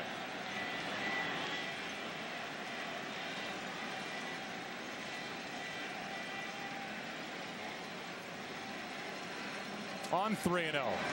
Howard swinging, and that wasn't a very good 3-0 swing. Reason for that, it was not a good 3-0 pitch.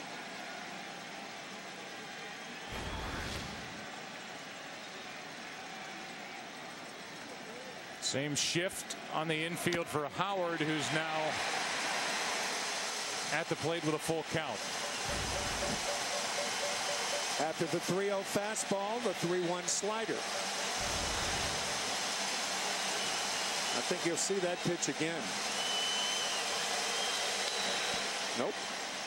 Fastball fouled back. Howard is grounded out, struck out.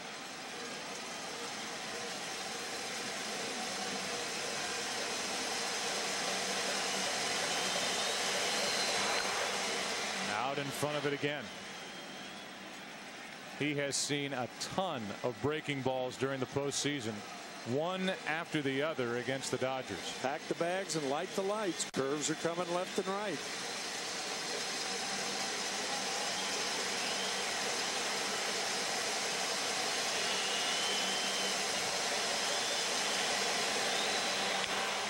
Out in front of it, another foul ball.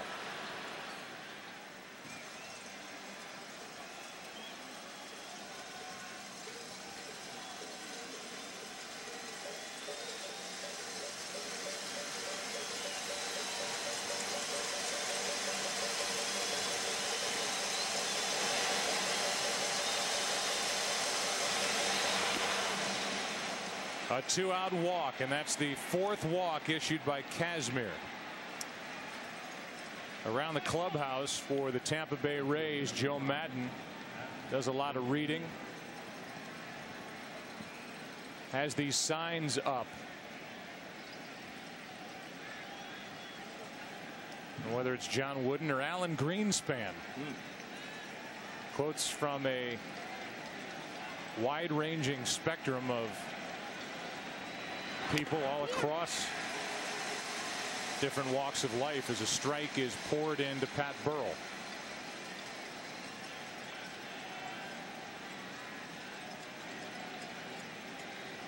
Pat has struck out twice. The 0-1.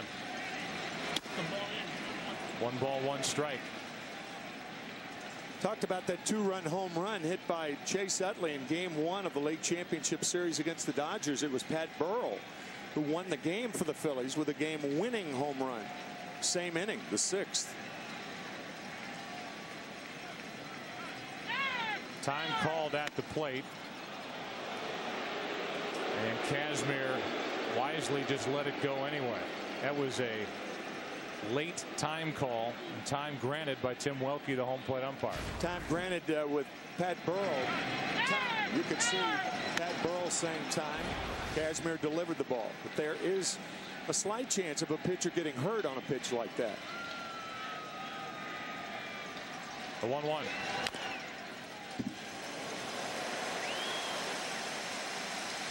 So 1 ball, 2 strikes.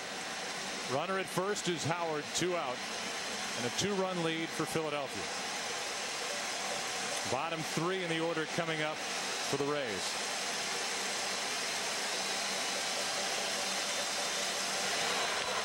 That is ripped foul.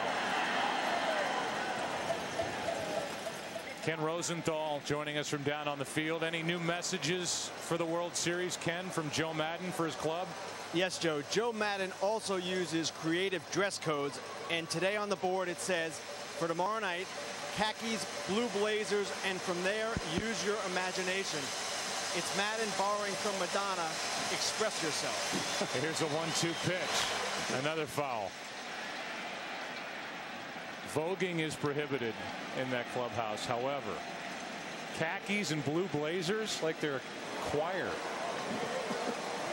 You don't see a lot of khakis and blue blazers worn by big league baseball players.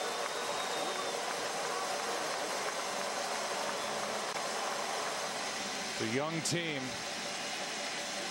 and after winning 61 games in 06, 66 games last year, 97 in 08. Those messages are getting home. 2-2.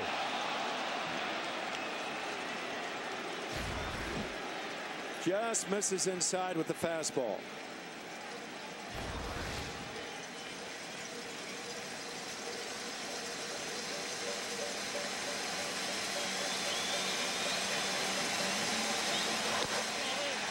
Just missed by even less. Off the inside corner.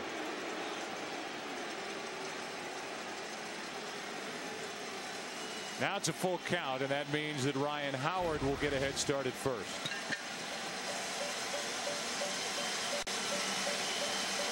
'95th pitch of the night. And it's off the end of the bat. Kazmir picks it up and safe at first. Pena was handcuffed, and it's 2 on, 2 out. I think Pat Burrell was in line with the throw.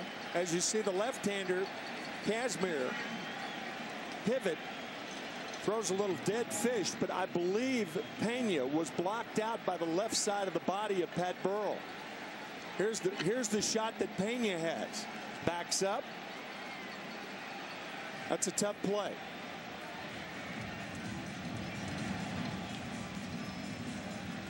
Carlos Pena made only 2 errors during the regular season. It's an error on him.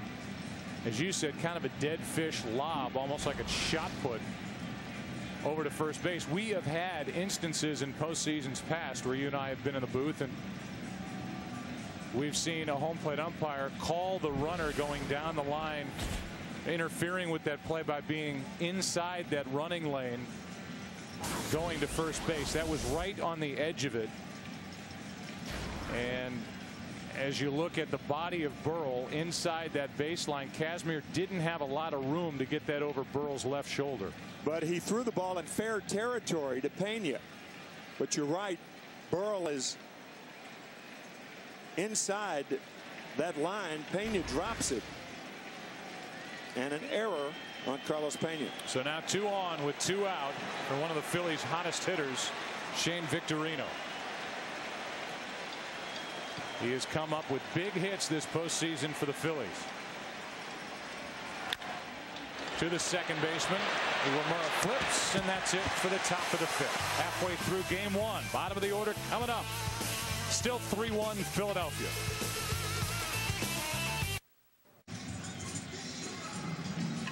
The 2008 World Series is brought to you by Traverse, the all-new crossover from Chevy. It's everything you've ever wished for and then some. Here's tonight's winning ticket number. Go to worldseries.com/Chevy for a virtual game ticket for your chance to win a trip to next summer's baseball all-star game in St. Louis.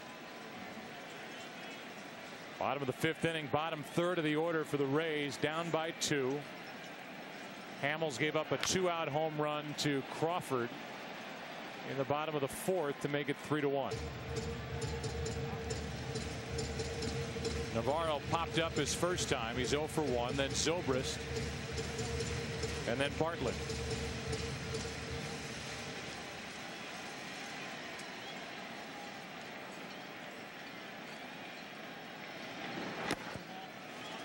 One ball, one strike.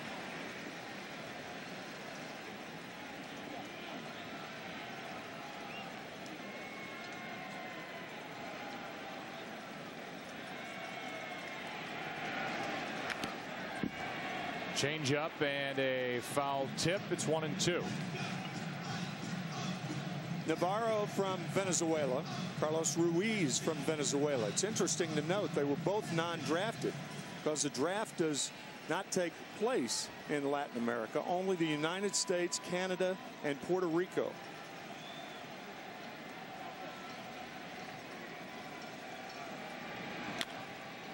Gets under this one and fouls it back and out of play.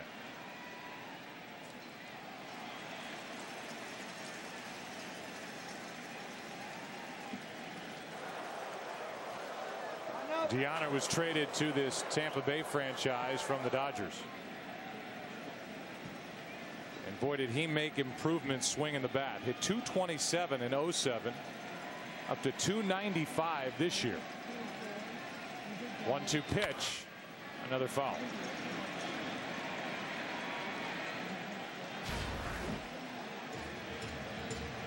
And there are the fellow countrymen talking to each other at home plate.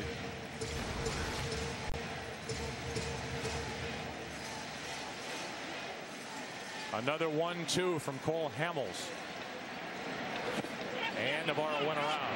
Fooled on the pitch, and strikeout number 3 for the Philadelphia left-hander. Well, this week, Fox NFL Sunday returns its doubleheader action, beginning with the Buccaneers taking on the Cowboys, the Falcons, and the Philadelphia Eagles. Or other regional action, and a lot of those audiences funneling to the big one late. Eli Manning and the Giants taking on Big Ben and the Pittsburgh Steelers. The Seahawks battling the 49ers. Coverage begins with the Ford Drive 1 Fox NFL Sunday pregame show, noon Eastern, 9 a.m. Pacific, only on Fox.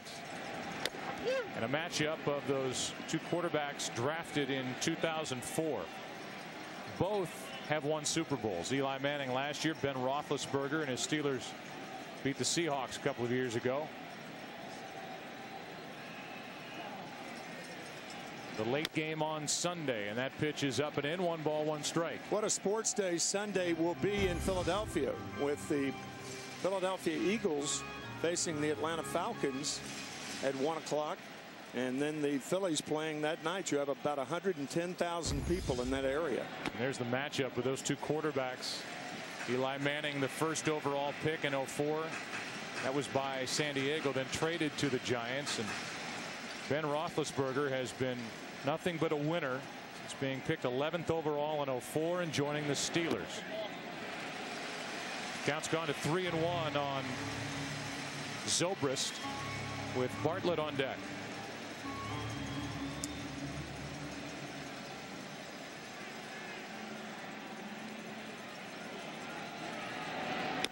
Full count.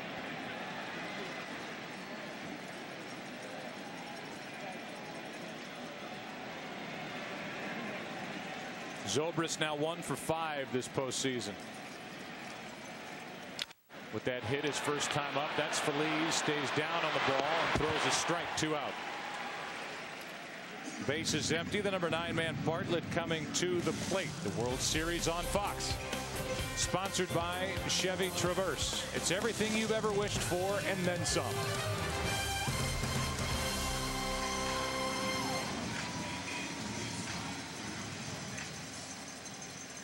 Here's the 28-year-old, about to turn 29-year-old shortstop Bartlett. It was the regular season MVP for this Rays team. Ball 1.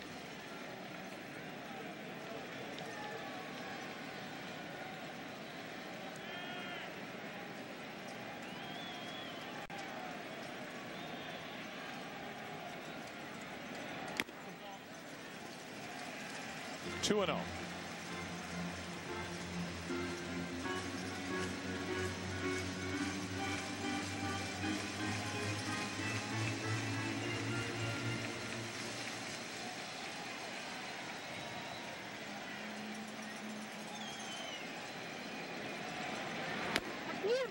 Two and 1.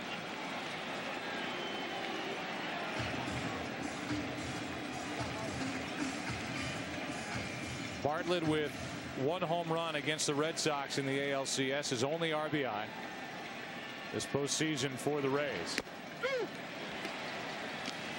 Change up, it's 2-2. Cole Hamels so unpredictable, you just cannot guess with him. Fastball count. Bartlett, the number 9 hitter, gets a changeup.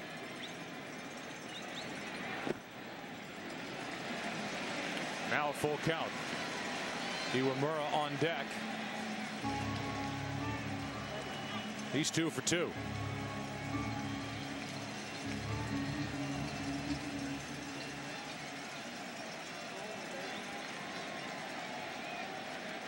Three-2 pitch is outside, a 2-out walk. Only 2 walks all night for Cole Hamels, and both have been to the number 9 hitter Bartlett. And Iwamura will bat as this 5th inning is extended.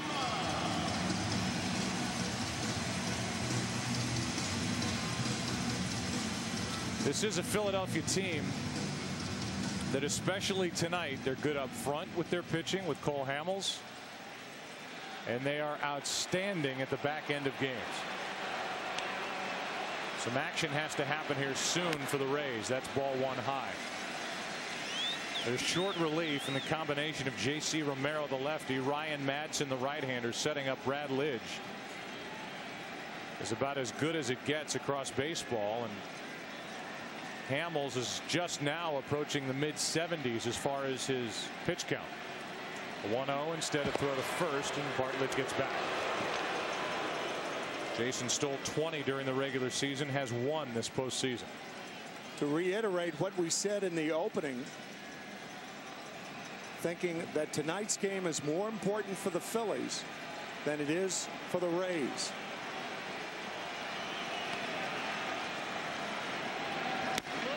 (2-0) Has nothing to do with tomorrow night's starter for Philadelphia, Brett Myers, but there is a little bit of a drop-off. The quality of Hamels compared to the quality of the rest of the starters, whereas the Rays feature more consistency with their young starting pitcher.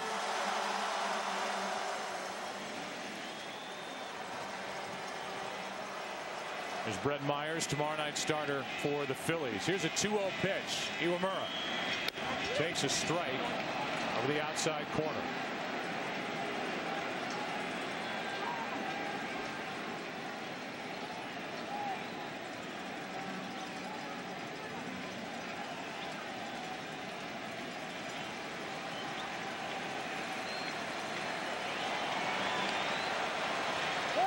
Runner goes.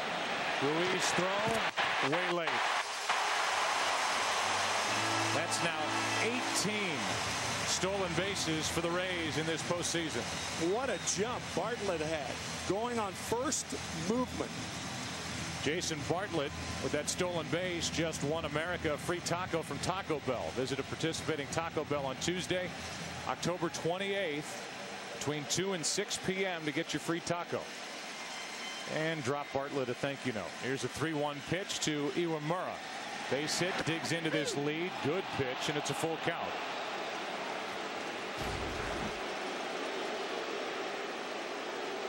Even though Ruiz had a good pitch to handle, Bartlett easily beats the play with that jump he had.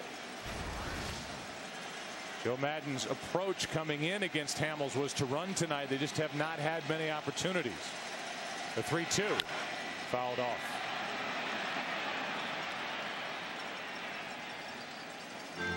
Well, that was a fastball on 3-2. 92 miles per hour. And so often that out pitch for Cole Hamels is that knee buckling changeup. Well, that's what Iwamura hit his last time up. I think that's why Hamels and Ruiz are sticking with the hard stuff. The Iwamura.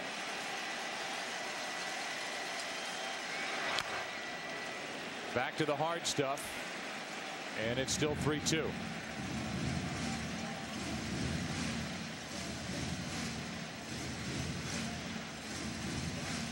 It's been a 25 pitch 5th inning for Cole Hamels. Trying to get through the 5th and keep a 2-run lead.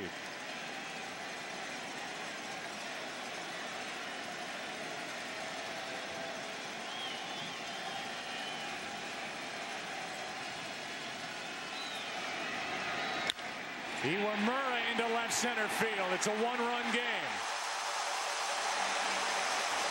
2-out action for the Rays. It's 3-2.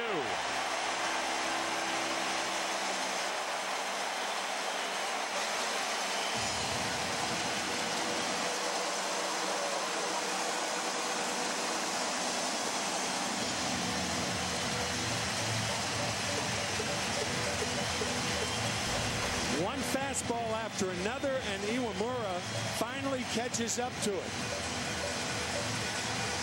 Right on the outside corner, up a little bit to drive in the Rays' second run. How about a 3-for-3 night for Iwamura? Scoring easily was Bartlett, who extended the inning with a walk and a steal. And it'll be B.J. Upton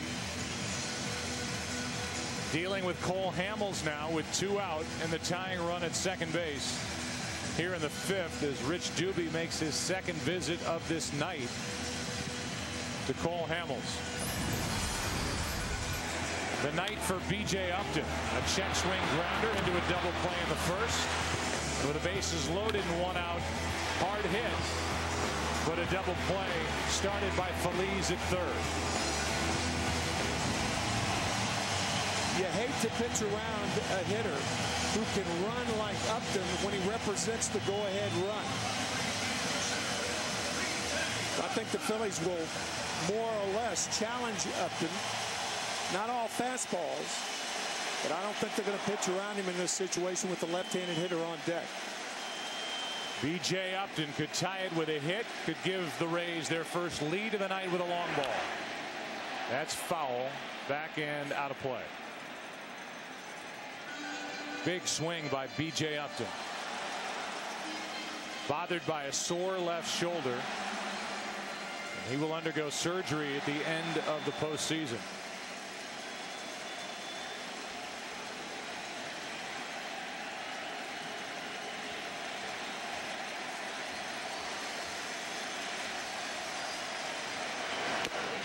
That's high. When B.J. Upton strides, he turns the left ankle toward the catcher. It's a timing device that he learned in A ball and feels very uncomfortable if he doesn't do that. An odd way of striding into the ball. That's strike 2. BJ's younger brother Justin, an outfielder with the Diamondbacks, and there's that movement with the left ankle. Set up here at a ball and 2 strikes.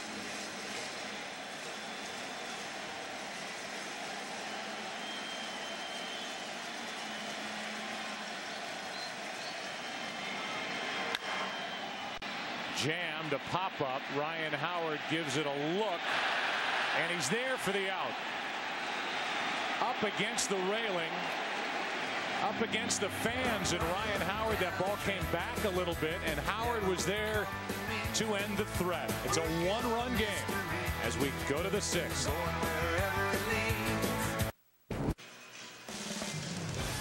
The World Series on Fox, sponsored by Verizon Wireless. Get sports clips, scores, stats, and more right on your Verizon Wireless phone.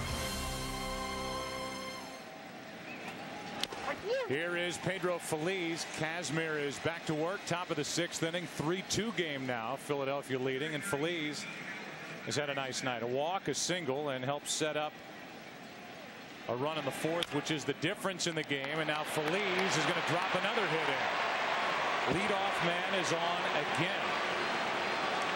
4th time in 6 innings that the Phillies have put their leadoff man aboard. Yeah, the Phillies for the whole year have had problems getting the bottom part of the order going. But tonight, the 6 and 7 hole, Victorino and Feliz have been on 5 times in 6 at-bats.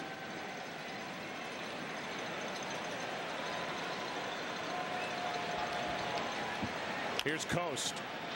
He's jammed, fouls it. Pena, nice try. But it's just strike 1. Pena came very close.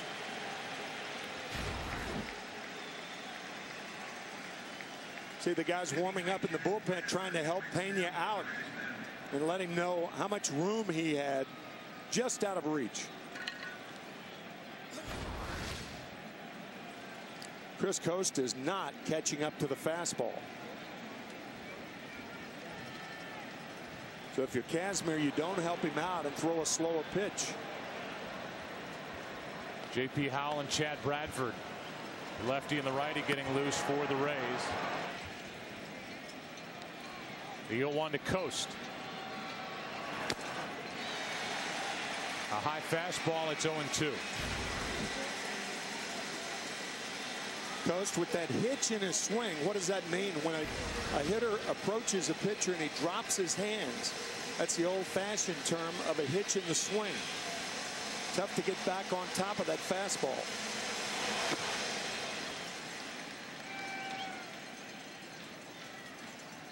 So they stay with a fastball. The count now 1-2.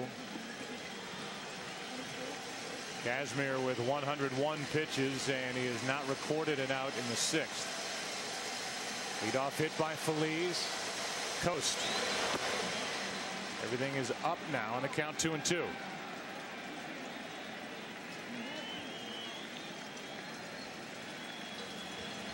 One 1-0 this postseason is Scott Kazmir.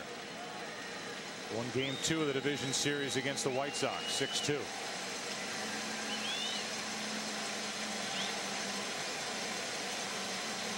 The 2-2. Another foul. Then Kazmir started game 2 of the ALCS. Got a no decision. That was the 11-inning game, a 9-8 win for the Rays. And then a start in game 5. Joe Madden gave him the ball. Left with a big lead. Went 6 innings, 2 hits. That's all. The bullpen blew a 7-0 lead. The 2-2. Coast pops it up on the infield. Merle. 1 on, 1 out, and we go down to the 4th member of our broadcast team. Here's Chris Myers. And in the stands, Joe, enjoying the game, the president of Taco Bell, Greg Creed, and America is going to enjoy a free taco because of the stolen base. Fantastic. Yes, Jason Bartlett, bottom of the 5th. We're going to give away a free taco to everyone in America on November the 28th between 2 and 6 p.m. local time.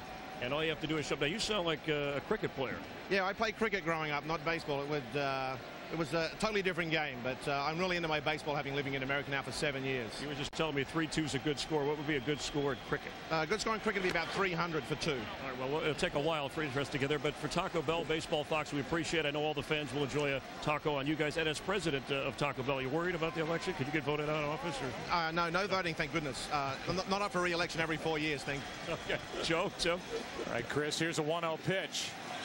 Ruiz is fooled by the pitch, gets it off the end of the bat, and Crawford uses that good speed to close on it, 2 out. And Jimmy Rollins will be the hitter, 1 on, 2 out.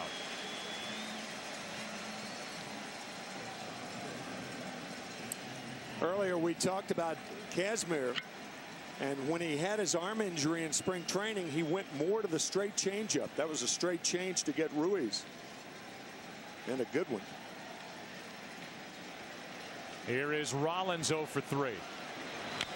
Strike 1. Change up there. Off the end of the bat.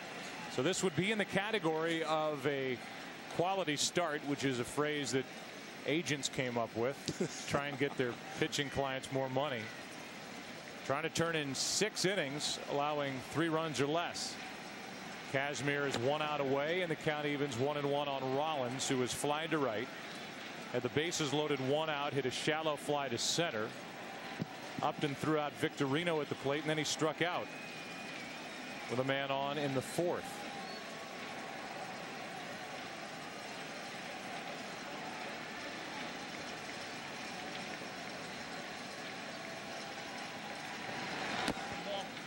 Ball 2.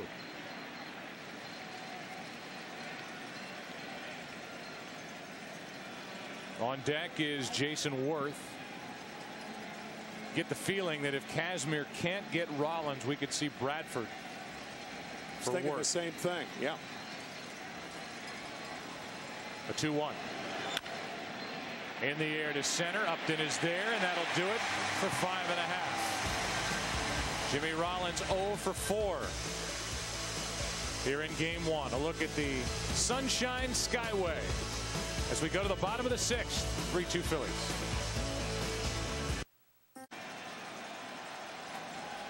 Hamels heads back to work, bottom of the 6th. 3-2 Philadelphia. Phillies about hit the Rays 6-5. Tampa Bay has the game's only error.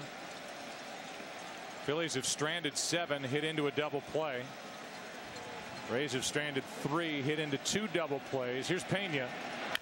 And hard hit. Bobbled by Howard, and safe at first is Pena.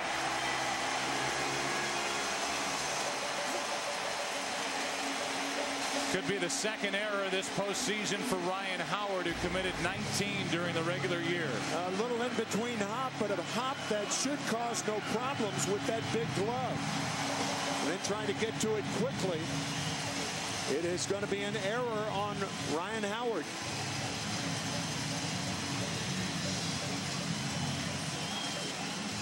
Rattling around in that big mitt.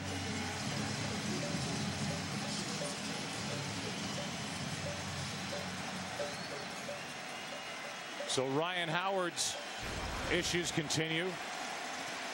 Trying to find himself at the plate. Now he commits an error. Tying run is on, and a throw to first, down to second. Out is the call, and Cole Hamilton came very close to a balk. Yep. You got to step toward first base, and Joe Madden saying that is a balk. Ryan Howard, fortunately for the Phillies, coming toward the pitcher and makes a strong throw to get Pena at second base. Joe Madden saying that was a balk. It was close. And then the throw down. Pena nearly beat the throw anyway.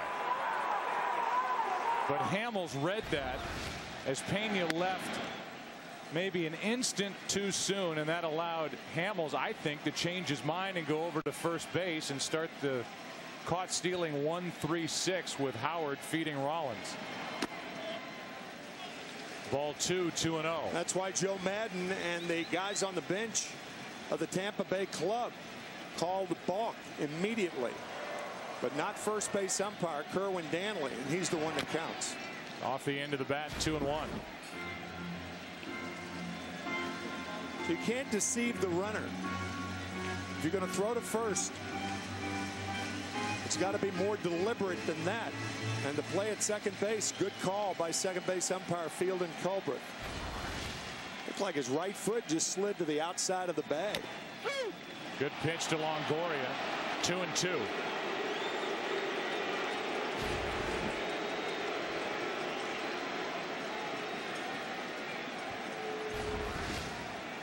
One out. Time called at the plate. And granted to Longoria, who now bats with the bases empty. 1 out. Evan is 0 for 2 with a strikeout, a ground out. And his 6 home runs during this postseason, most ever by a rookie. On the inside corner. And the rookie goes down looking, not liking the call of the home plate umpire, Tim Welke, 2 out. Now the last 2 pitches Longoria thought were inside, shaking his head. The 1-2 pitch on the corner, and Hamels gets the call, even though it may have been a little inside, but agreement's not part of it. That's called ball 1 inside to Crawford, who homered to get the scoring started for the Rays in the 4th, made it 3-1. And then Tampa Bay got a run last inning on a 2-out RBI hit by Iwamura. To the right side, and Utley takes care of Crawford. The inning started with an error, then a caught stealing. We go to the 7th. 3-2 Philadelphia. Back after this from your local Fox station. Seventh inning of Game 1. Boys and Girls Clubs of America is the official charity of Major League Baseball, reaching more than 4 million kids worldwide. Together they create a positive place for kids. As we go into the 7th inning, it's 3-2 Philadelphia, and J.P. Howell, who has been as valuable as any member of this team, is into the game. First up is Worth. And he was ready to pound one, and he came up empty, strike 1. And the reason the left-hander is in to face Jason Worth is his ability to get both left-handers and right-handers out consistently. But you're right, he's the MVP of this team, says a lot of the Rays. That's in the dirt. And no swing. We talked about what looked like to us a balk as Grant Balfour gets loose on what was a big play for the first out in the bottom of the 6th inning. Instead of a balk and a runner at second, nobody out, and Longoria up in a 1-run game, it was 1 out, nobody on. And a strikeout and a ground out followed. Joe Madden came out to plead his case with a home plate umpire during the break, Tim Welke, who was wearing a microphone for us. And we appreciate Tim Welke being willing to do that. And we'll listen in on their conversation that took place prior to the top of this 7th. After Worth does something here to start the inning.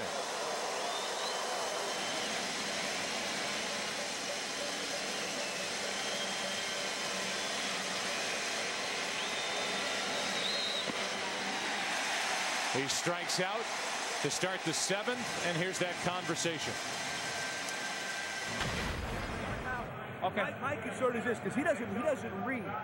He doesn't read. So he's going home all the way right there, and then he decided to throw to first base, and that's why I got it as a balk. If he was a reader, I have no dispute whatsoever. I understand what you're saying. The only thing I look for at that is if I see a step, his feet start this way together, and he ended up stepping that much closer to first base. I don't know about. I understand what you're saying, and I'm looking for direction from over here. I understand. And from he's farther down in the halfway point. I understand. Okay. All right. We'll look at it. That is the conversation between Tim Welke, the home plate umpire, and Joe Madden, and what was a big, important out, as it turns out, for Philadelphia. What is a read? What's he talking about when Joe Madden's talking? Well, when your right leg has to go to first base, if it is pointing toward home, there's no way that it's not a balk, and that was Joe Madden's point. Here's a base hit up the middle by Utley, 1 on, 1 out with Howard coming up. But you can't deceive the runner by stepping toward home and then throwing to first. That's the point. In fact, in spring training, they used to have a line drawn between, on an angle of about 45 degrees, the pitcher's mound. They did it experimentally. And you could see that is a step toward home, enough of which you could have called a balk on. Pena once again going on first movement.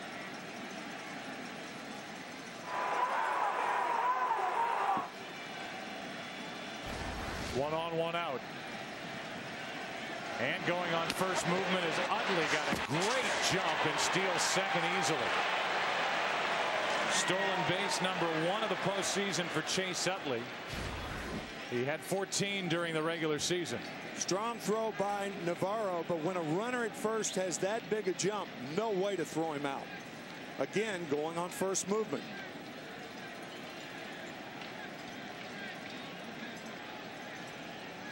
One thing that Major League Scouting reports are perhaps the best at in postseason play is reading pitchers' moves. Utley had a great read there and stole second easily. There's Ryan Howard's opportunity again. The runner in scoring position, 1 out. Tonight 0 for 2 with a walk. But still to this point, as he's playing in his 10th game this postseason, only 3 RBIs. For a guy who led baseball with 146 driven in.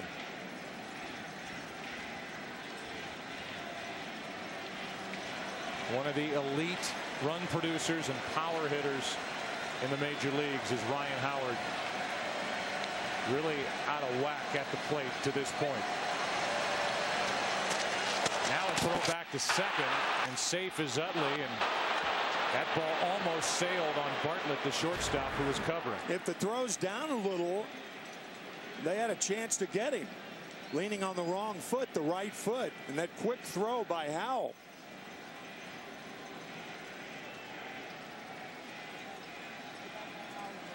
So far, the story in this game offensively for the Phillies, 0 for 9 with runners in scoring position. That left 7 men on in this game 1. They had their big guy up. That one gets away. Over to third is Utley with 1 out, and the count goes to 1-2 on Ryan Howard. So the RBI opportunity is made easier for the Philadelphia first baseman. Ball skidding away from Yonder Navarro. Hits him on the right arm. And Utley not only going to third, but thinking about coming home. Problem now is if you throw the ball out of the strike zone, which is where you want to pitch Ryan Howard, the chance of another wild pitch in the dirt is a possibility. Ryan Howard trying to produce that run.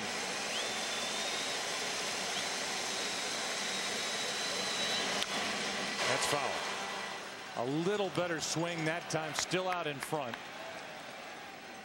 Yeah, it was a lot better pitch. Breaking ball. That's hittable right there. But Howard fouls it off. Howell got away with a pitch there. He did.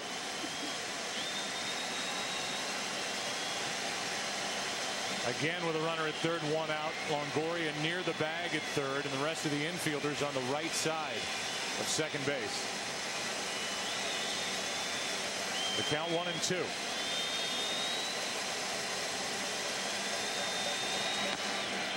Throw to third, and Utley gets back. Get out of here! God damn it! That was a close pitch. And a pretty strong throw from Navarro. I'll say, again, from one knee. That's why if you're the runner on at third base, you want to go back to the bag in fair territory. That pitch was very, very close. Wow.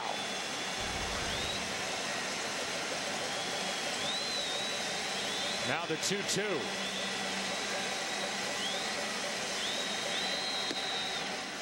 Down and away, full count. On deck is Burrell.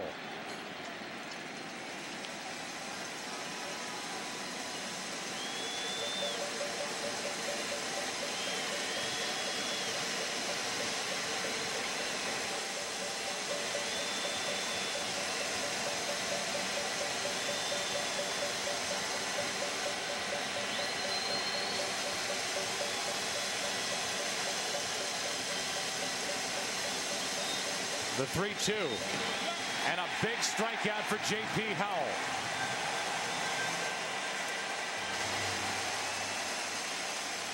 Jim Hickey, the pitching coach, out to talk to Howell, but a great play by Navarro. Actually, that ball was not in the dirt. A breaking ball to Howard. But out of the strike zone, and he goes down on strikes once again with a runner in scoring position. So cannot come through for Philadelphia as Howard strikes out for the second time tonight. And we'll give you our Verizon game summary. 2-run shot by Utley in the first. Good start for the Phillies. With a score 3-0. Crawford goes deep to right center, 3-1. Then Iwamura with a 2-out RBI double made it 3-2 in the fifth. And that's where we are now in the top of the seventh. Runner at third, 2 out. And Burrell is trying to rescue this inning. Both strikeouts by Howard tonight with a runner on third and 1 out. So now 0 for 10 with runners in scoring position of the Phillies, and Burrell looks at ball 1 outside. Victorino is a switch hitter. Joe Madden telling us before the game he is really good from the right side. But right now it's Burrell against the lefty with Balfour getting loose.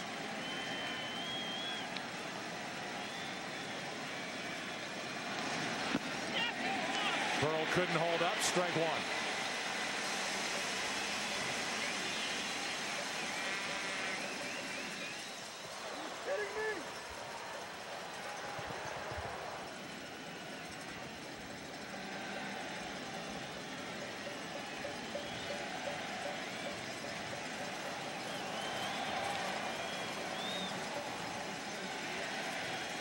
The 1-1.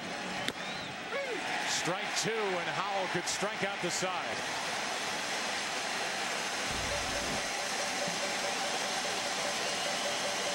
Good hard curveball, and Howell gets the call.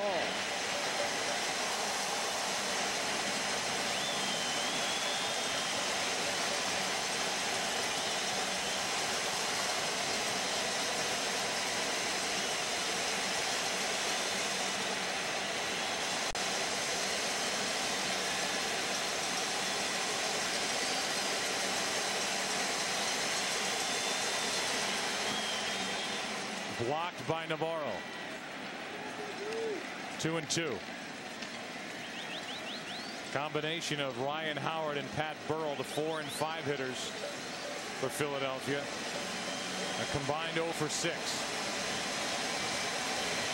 Also the confidence in the catcher to block the ball in the dirt, allowing Howell to throw his best curveballs.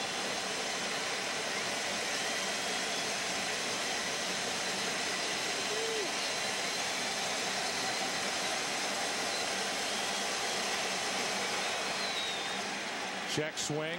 They don't appeal, and the count's full. Deanna Navarro wanted to appeal. The home plate umpire, Tim Welke, did not ask Kerwin Danley for his opinion.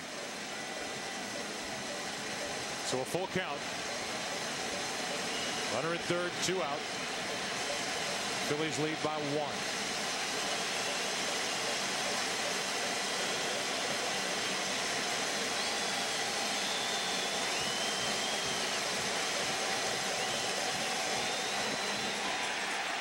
Runners at the corners as that pitch barely missed. And the inning will continue for Victorino, but it will not continue with J.P. Howell on the mound. They want to turn Victorino around, make him bat left-handed, as this pitch barely missed outside. Balfour will come in. Victorino will come up with runners at the corners and 2 out. Fox, sponsored by the movie Four Christmases, starring Vince Vaughn and Reese Witherspoon. The Phillies won their only World Series in their history, October 21st, 1980, leading 4-1 in the top of the 9th inning, Game 6. Frank White's pop-out escaped catcher Bob Boone's mitt. The first baseman Pete Rose was there to make the put-out. And that famous shot of Tug McGraw getting the final out, striking out Willie Wilson, the late Tug McGraw, and the series was over. Now it's Balfour, Victorino, and Victorino went after a high, hard one, strike 1. First and third, 2 out. Bruntlett is now in the game running at first for Burrell. Nobody on either side throws as hard as Grant Balfour, and that's when he's most effective, when he's up in the strike zone.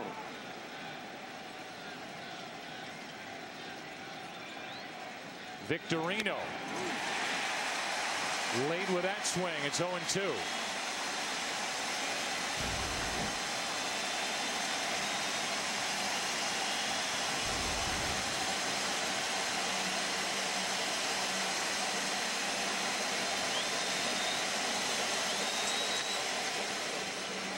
'96, 1-2.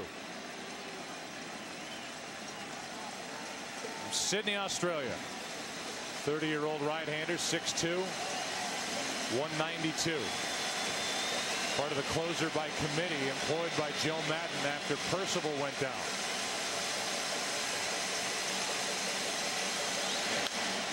Victorino gets a piece.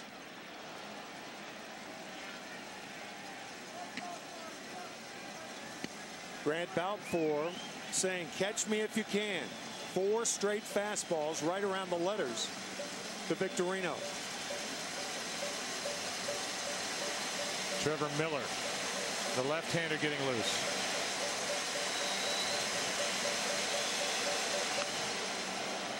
Up and into Victorino, 2-2.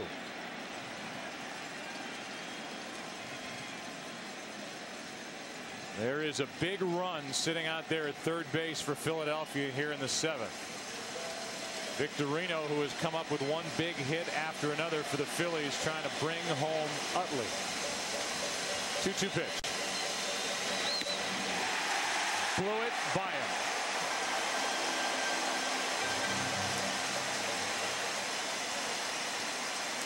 Nine runners stranded tonight by the Phillies here in Game 1. And unable to drive in runs from third with less than 2 out. Good work by Balfour picking up J.P. Howell. Right now we join public address announcer David Pigman for the introduction of God Bless America. Ladies and gentlemen, at this time we ask that you please rise and join Air Force Master Sergeant Kim Heng as she performs God Bless America. God bless America, land that I love. Stand beside her and guide her through the night with the light from above. From the mountains to the prairies to the oceans white with foam. God bless America, my home sweet home. God bless America, my home sweet home.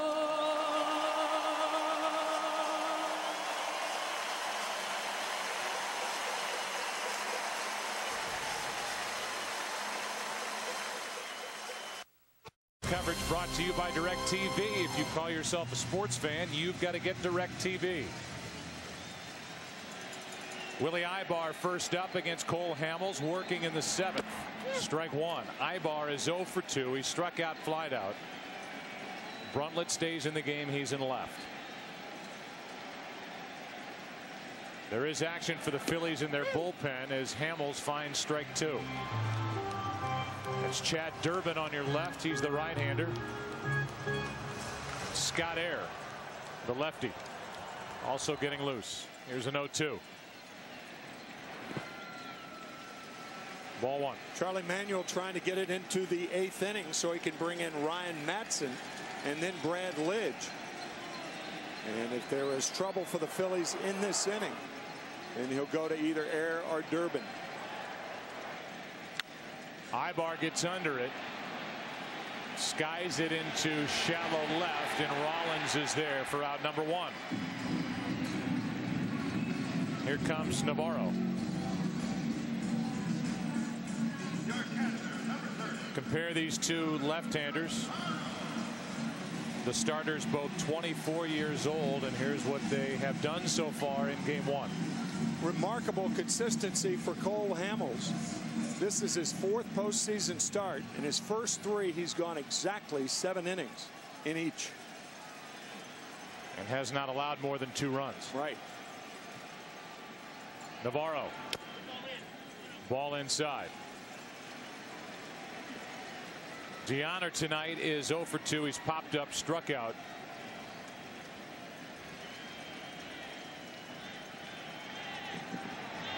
Off the end of the bat. Change up. It's 1-1.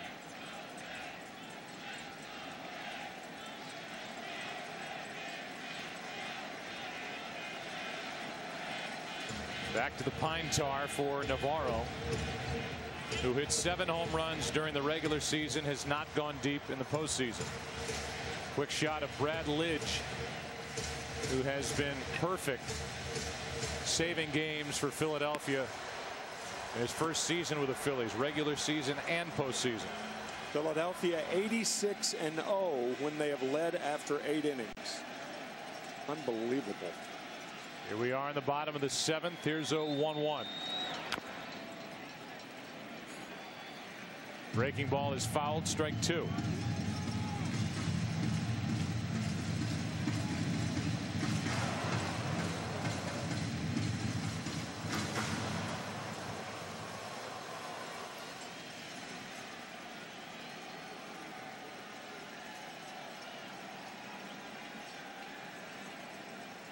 Hamels on 1-2.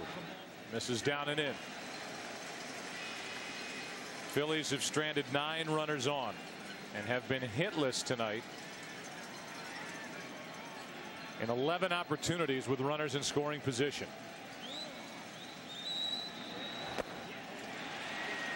That's out number 2 and strikeout number 5 for the left-hander Hamels, who fooled Navarro. The base is empty. Zobrist will be the hitter. 2 down in the 7th. This week, Fox NFL Sunday returns. Howie and Michael name the top 10 defensive players in the game today. Plus, they break down each of the monster matchups being played this Sunday and tell you who will come out on top. It's on the all-new Ford Drive 1 Fox NFL Sunday pregame show, noon Eastern, 9 a.m. Pacific. Here's Zobrist. Yeah. Not just effective pitches from Hamels, but very sharp, well-located pitches here as he winds down his night in the 7th. That one is down. He makes the play. We go into the 8th inning. A 100-pitch night to this point for Hamels. Is that it? We go to the 8th. Bottom 3 in the lineup coming up for the Phillies, who lead game 1 by 1.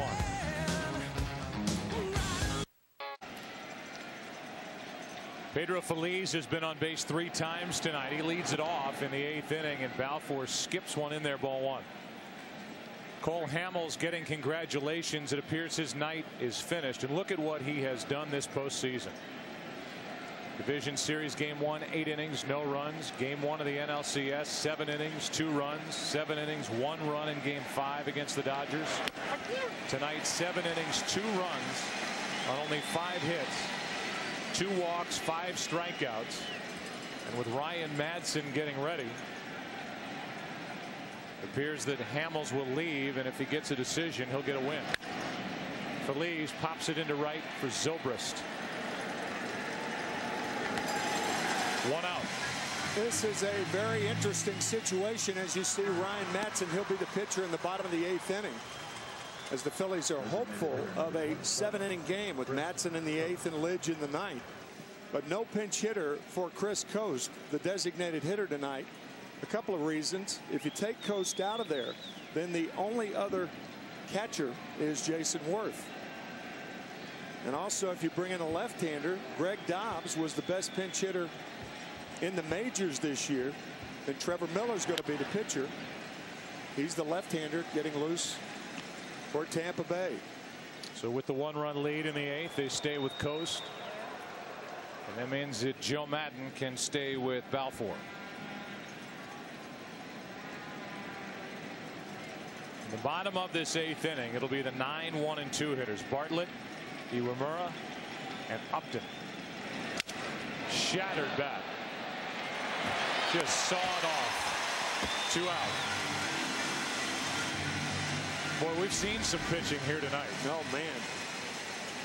Balfour is just out there blowing as he saws off Chris Coast.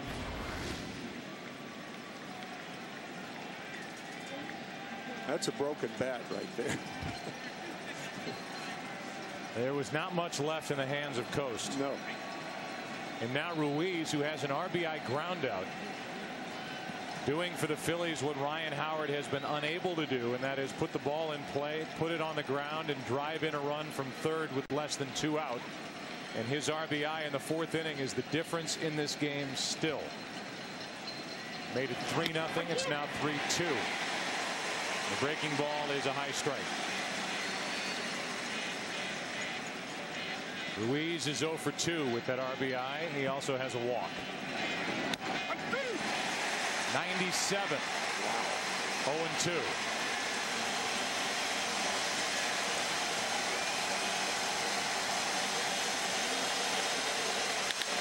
Ruiz lines one into right. Zobrist with a nice play. Bottom of the 8th, game 1. Rays coming up, down by 1. WebMD injury report. We look at Troy Percival, who had a number of injuries this season, including a terrible hamstring issue. We highlight his back stiffness. He is not on the active roster. For more information on injuries affecting your team, visit WebMD.com. He is throwing still in California, and if there is an injury, the Rays could theoretically add him to their active roster. Here's Ryan Madson, who has been outstanding setting up Brad Lidge here in 08 and really settled into this role. This is high, ball 1. Bartlett, the number 9 hitter, has walked twice, stolen a base, scored a run, trying to start it for the top of the order. Iwamura and Upton will follow. Blistering fastball for strike 1. Brad Lidge is getting ready, as is the lefty J.C. Romero.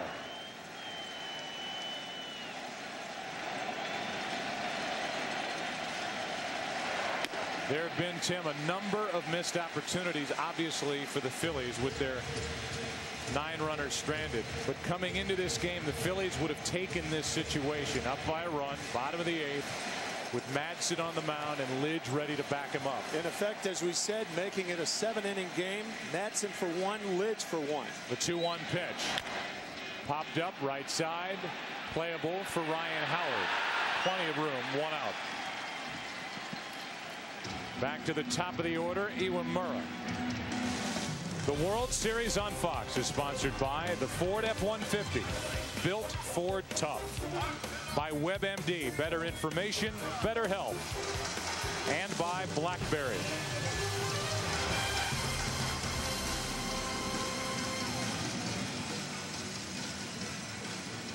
Iwamura's had a nice night. 3 hits and RBI. All 3 hits singles. Trying to reach in front of B.J. Upton.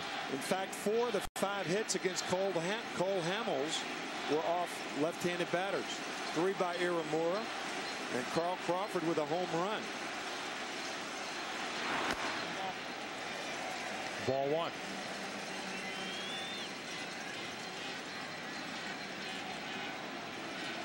Madson fastball, changeup. Rarely with the breaking ball.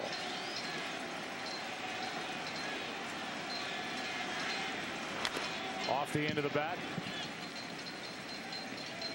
A ball and a strike.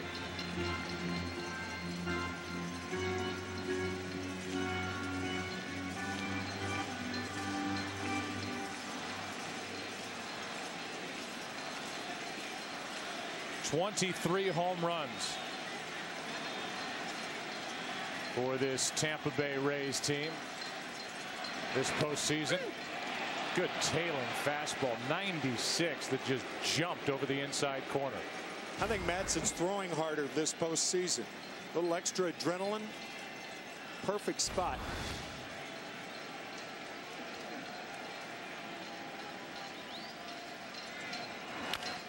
Iwamura fouls it. I said 3 singles for Akinori. He had the RBI double back in the 5th. As Tim said, 3 of the 5 total hits against Cole Hamels, who now will sit and watch and see if his Philadelphia bullpen is good enough to hang on to what is now a 1-run lead.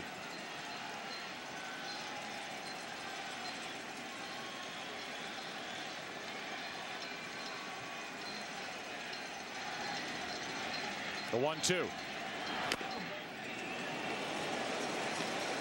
2-2. There's the changeup, a pitch that Ryan has been throwing since he was 12 years old with his dad in the yard of Moreno Valley, California. These 2 teams did not meet during the regular season during interleague play. So these hitters getting a fresh look here in 08 at guys like Madson, who's got knee buckling stuff as the count runs full 3-2. The Rays would love to get Iwamura on and bring up Upton, representing the go-ahead run.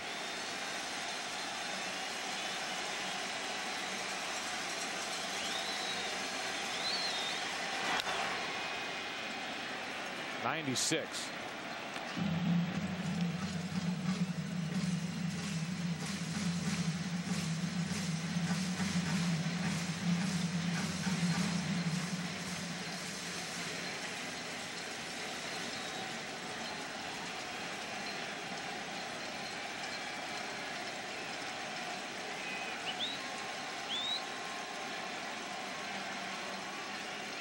And now a visit from Ruiz to Madsen, who came up as a reliever. They tried him as a starter.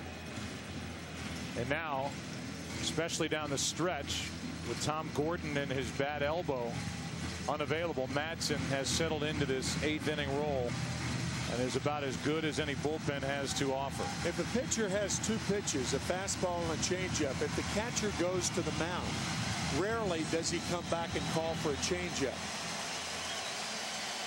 because the pitcher has wanted to throw the fastball. I think he will get that here. Nope. He was fooled by the changeup, and in right field, it's Worth. That's out number 2.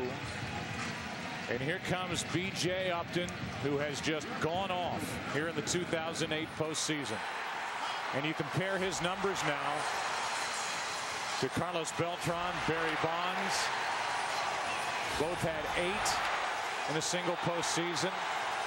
And B.J. has tied Troy Glaus, then with the Angels, now with the Cardinals with his 7. And of course, players these days have more opportunities with more postseason series, the division series, the LCS, than players from decades ago. With 2 out, Upton could tie it with 1 swing, and that's strike 1.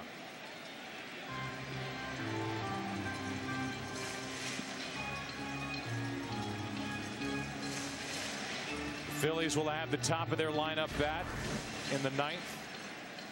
We talked about that twisted left ankle.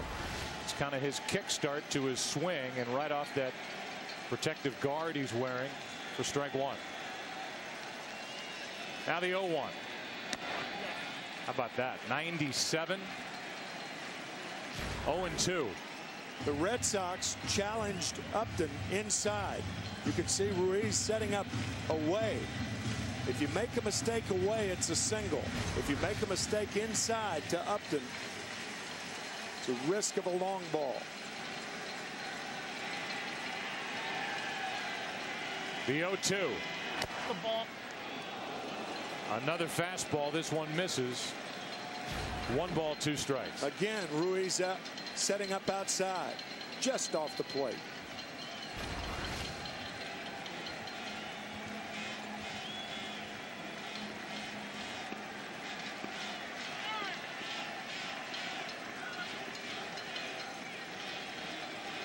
And like it was with Iramura, a visit from Ruiz for Madsen. If you have just joined us, that's us, and here's our game summary. Chase Utley went deep, a 2-run shot in the first. Carl Crawford, a solo home run the 4th, at the time made it 3-1. The Phillies have gone 0 for 11 with runners in scoring position. 9 runners left on base. It's a 1-run Philadelphia lead, thanks to the pitching of Cole Hamels and now Ryan Madsen. 2-2 on Upton.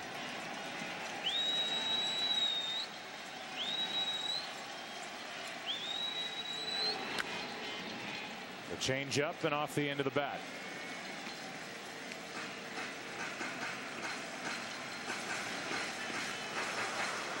Johnny Gomes.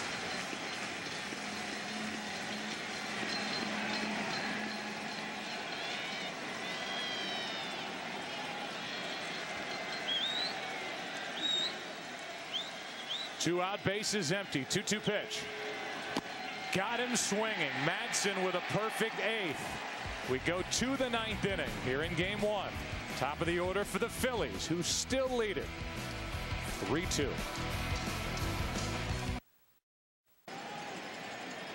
Grant Balfour has already gone an inning and a third, and he's back out there for the top of the 9th. Top of the order for Philadelphia.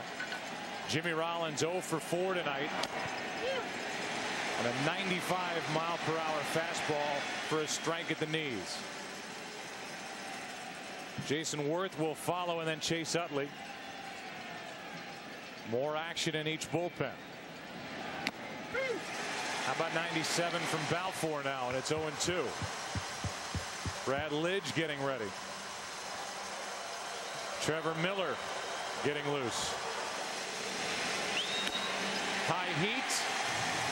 Rollins is gone. One out here in the 9th inning. High fastball gets Jimmy Rollins. So one out in the 9th, and Jason Worth will be the hitter. More frustration for Jimmy Rollins. Worth has a double, a walk. He's 1 for 3. Tell you, Joe, there have not been a lot of balls hit hard tonight. The home run by Crawford, the home run and the single by Chase Utley. But pitchers have so far dominated this game. Overwhelming stuff. More of it. And these are guys that are on a World Series stage for the first time, who are rearing back and just blowing fastballs by these hitters. Way late on a 97-mile-an-hour fastball. Worth's going to have to crank it up another notch.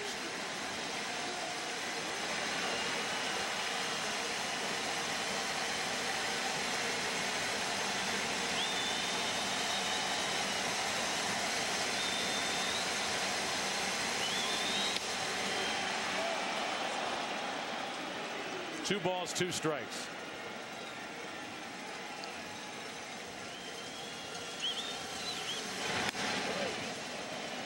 Now a full count with Utley, who's already homered, on deck, and Wheeler, the right-hander, joins Trevor Miller. Pretty easy to figure out why Trevor Miller is warming up. He's there for Chase Utley and Ryan Howard.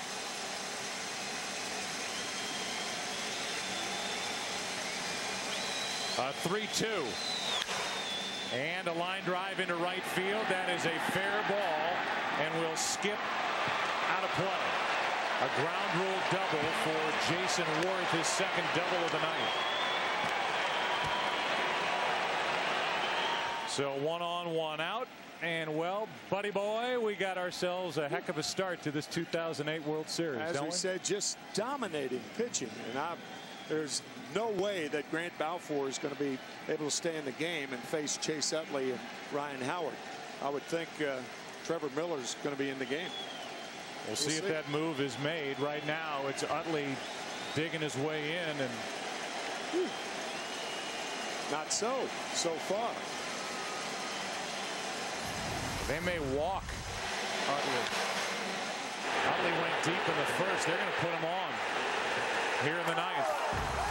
That started at 2-0 Philadelphia, and this will tell you all you need to know about how opposing teams are feeling about the approach and the swing of Ryan Howard. This is a guy who over the last 3 years has hit more home runs and driven in more runs than anybody in baseball. Led in both categories in 2008. And they're walking, the Rays are, Chase Utley to get to Ryan Howard, who could bust the game wide open with a long ball, or if his frustration continues, could help the Rays avoid any more damage. 2 years ago, when Ryan Howard won the MVP, it was Ryan Howard who was walked intentionally. And now his first World Series, they walk the hitter in front of Ryan to get to Howard. Now the left-hander. So Balfour will exit. Trevor Miller will enter.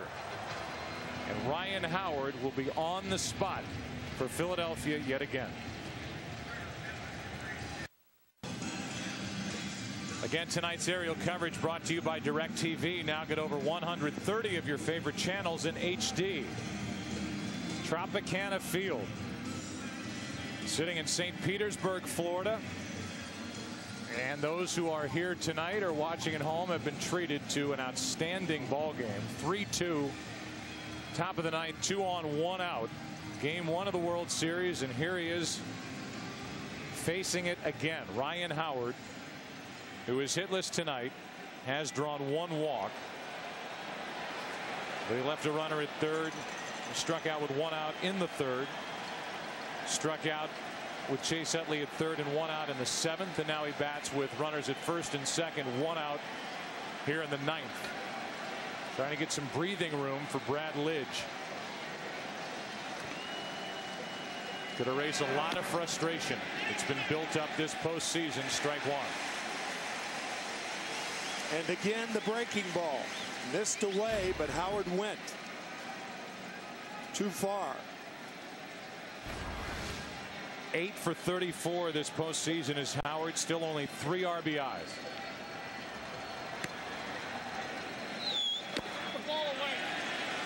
You can hear Tim Welke, the home plate umpire, say that's a ball away, and it's 1-1. Charlie Manuel says for Ryan Howard to get out of this funk, he should hit the ball the other way. You square the shoulder up that way. That's the only way to try to hit that slider off the plate away. And strong enough to hit it out of any part of any park. Right down the middle for strike 2. After 2 sliders, Howard gets the fastball.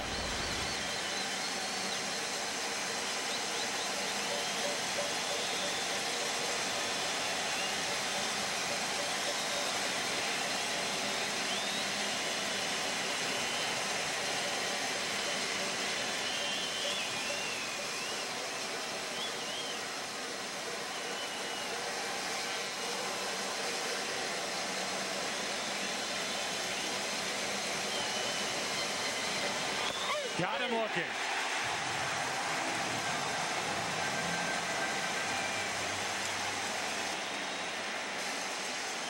The worst thing in the world for a hitter is to be caught in between. There is nobody caught in between more than Ryan Howard. The 2 breaking balls, it's 1-1. He gets the fastball right down the pipe and another one.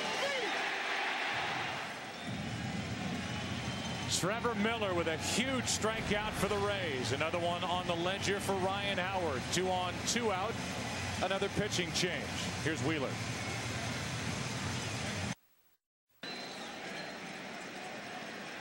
Here's Dan Wheeler now. 3rd pitcher of the inning. Bow for Miller, who did his job getting Ryan Howard looking with a fastball. And now Wheeler.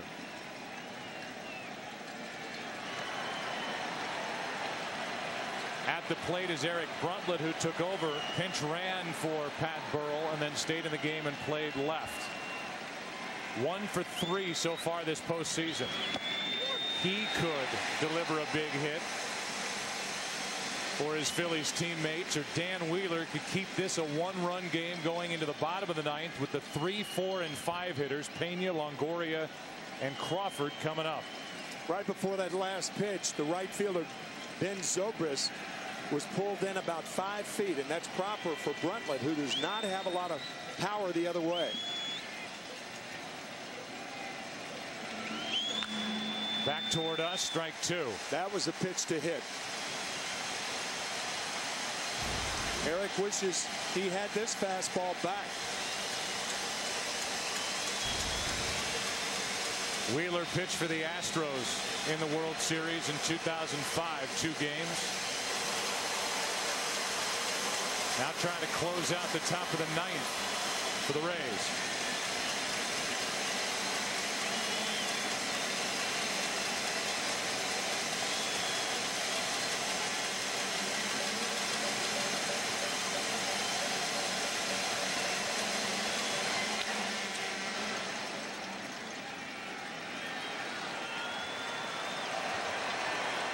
The Boston Red Sox saw a procession in Game 7 in that 8th inning of the American League Championship Series.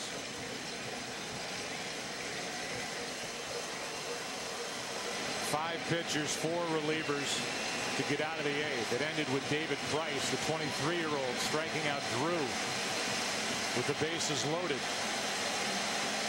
and then finishing off the save by getting through the 9th. That's why the Rays are here.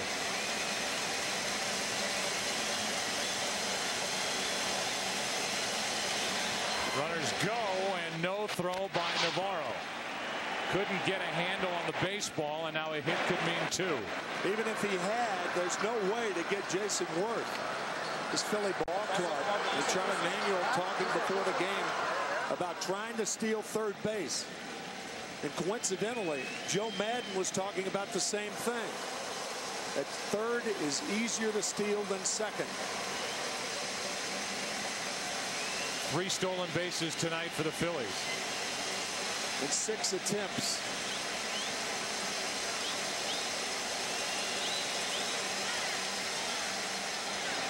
Meaning that the first 3 attempts, the ball was fouled back by the hitters. 2 by Victorino, 1 by Worth. So the Phillies have stolen 10 bases this postseason.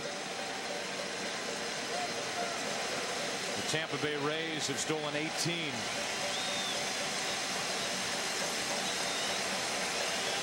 Again, the 1-2. Bruntlett pops it up. Into right. Iwamura is there. What a job by this Tampa Bay bullpen. And now Brad Lidge will take over for the Phillies. Bottom of the ninth, game 1. Phillies up 3-2.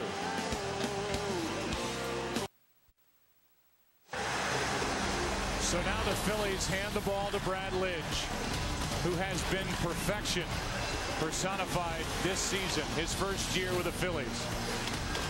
41 for 41 during the regular season. Add 5 to it in the postseason. The main reason why the team is 79-0 when leading after 8. 86-0 including the postseason when leading after 8. And dating back to his last 3 attempts with the Houston Astros in 07, Brad Lidge has saved 49 consecutive games. On the other side, the Tampa Bay Rays will have the heart of their lineup bat in the bottom of the ninth. Have had 4 of their 7 wins this postseason. Been in the come-from-behind category for Joe Madden. Pena, Longoria, and Crawford will be the hitters. 2 of the first 3 hitters, left-handed batters. And the thing about Lidge, left-handers are not as inclined to swing at the slider as right-handers are. So Pena, Longoria, and Crawford, left-handers have hit .273 for the season against Lidge, and right-handed batters only .105. Pena, strike 1. Lidge worked in that clincher, game 5 of the NLCS on Wednesday night in Los Angeles. Did not get the save, but he got the final outs in a game started and won by Cole Hamels, which ended the NLCS. So he has had a 6-day layoff. The 0-1. Strike 2.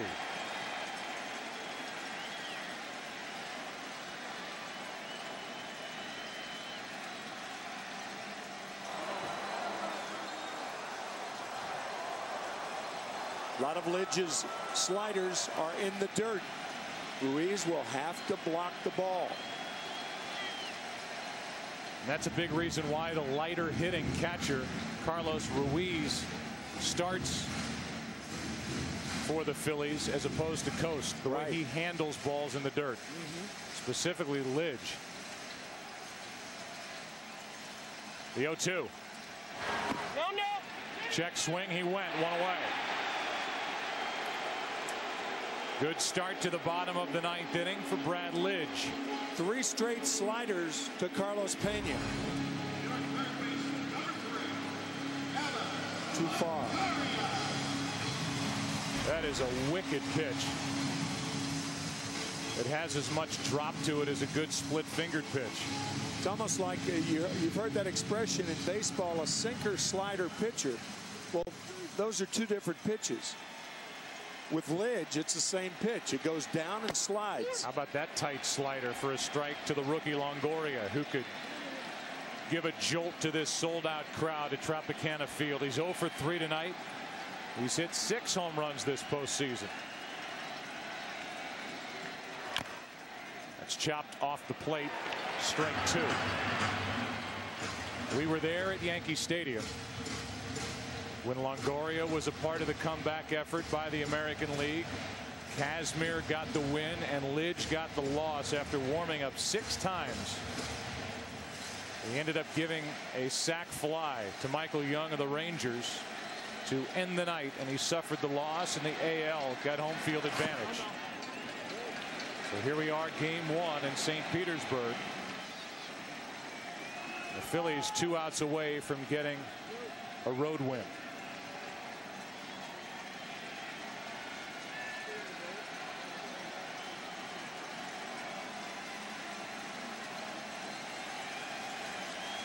A ball and 2 strikes on Evan Longoria.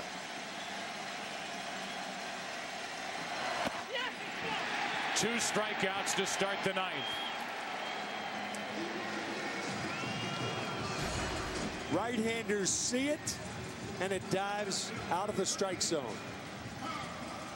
6 out of 7 make that 7 straight sliders to get Pena and Longoria. Man. The Phillies' objective coming in, as it would be for any staff, was to try and keep the Rays in the ballpark. The only guy that's gone deep tonight is the man at the plate, Crawford. 23 postseason home runs now for this young Tampa Bay Rays team. They're down to their final out.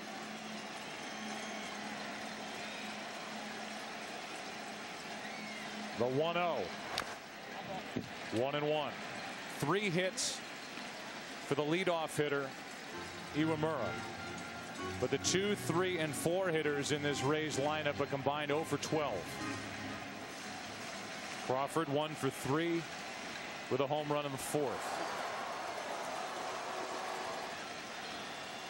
The 1-1. And now Lidge is 1 strike away from striking out the side here in the 9th inning and saving his 50th consecutive game. They call sliders like that cement mixers. Stayed outside.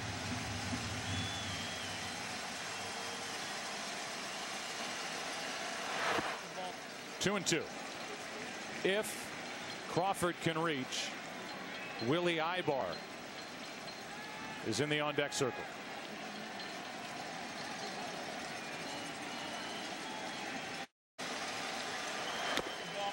Ball 3. If Crawford can reach with his legs, his speed, and his ability to steal bases, he could find his way down to second base, and the Rays could be a hit away from a tie. 3-2 pitch. Fought it off. Especially in lieu of the fact that Lidge will be throwing sliders, and that slider is a very difficult pitch on which to throw out runners, because in order for it to be effective, it's got to be down in the strike zone, often in the dirt. That's why it's important for the Rays to get Crawford on. 3-2 pitch, and he just got a piece. Carl Crawford, 27-year-old, 25 steals during the regular season, 6 for 6 stealing bases this postseason. It would be more than just a glimmer of hope for the Rays if he could reach. That's why the Phillies outfield in a no doubles defense, I'd play him regularly and forget about the double, because if Crawford gets on at first base, either a single or a walk, more than likely, unless the Phillies pitch out, he's going to steal second base. So there's no sense in trying to avoid the double here. Another pitch on 3-2. Crawford pops it up. Down the left field line in foul territory, and the Phillies take game 1. Pedro Feliz backpedaling to squeeze it, and it's a 3-2 final.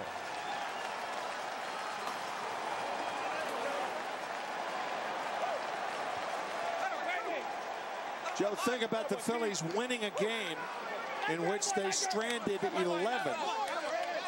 And Ryan Howard stranded 4. And yet they win.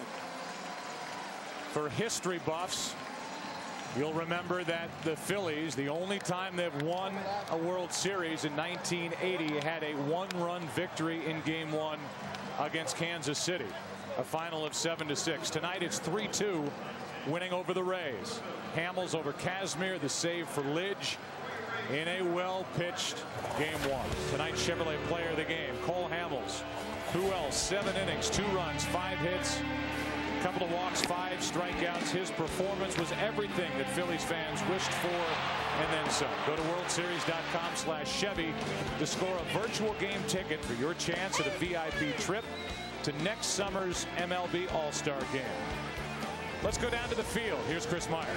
All right, Joe. Tropicana Field bears fruit for the Phillies in game one with Chase Utley, the 2-run homer to get things started in this game. How important was it for the Phillies to get game one here? Well, that was the whole goal. You know, every game we go out to win. You know, we wanted to put some runs up on the board early. We did. We got a lot of hits. We got a lot of bats. We got a lot of base runners on, so it was a good sign. Very calm. Scott Kazmir settled down, but you got him early for the home run. Obviously, the layoff didn't hurt you guys. Talk about the pitch. It was a fastball, middle of the plate. I was just trying to put the ball in play, and lucky enough, I found the barrel and I found the seats.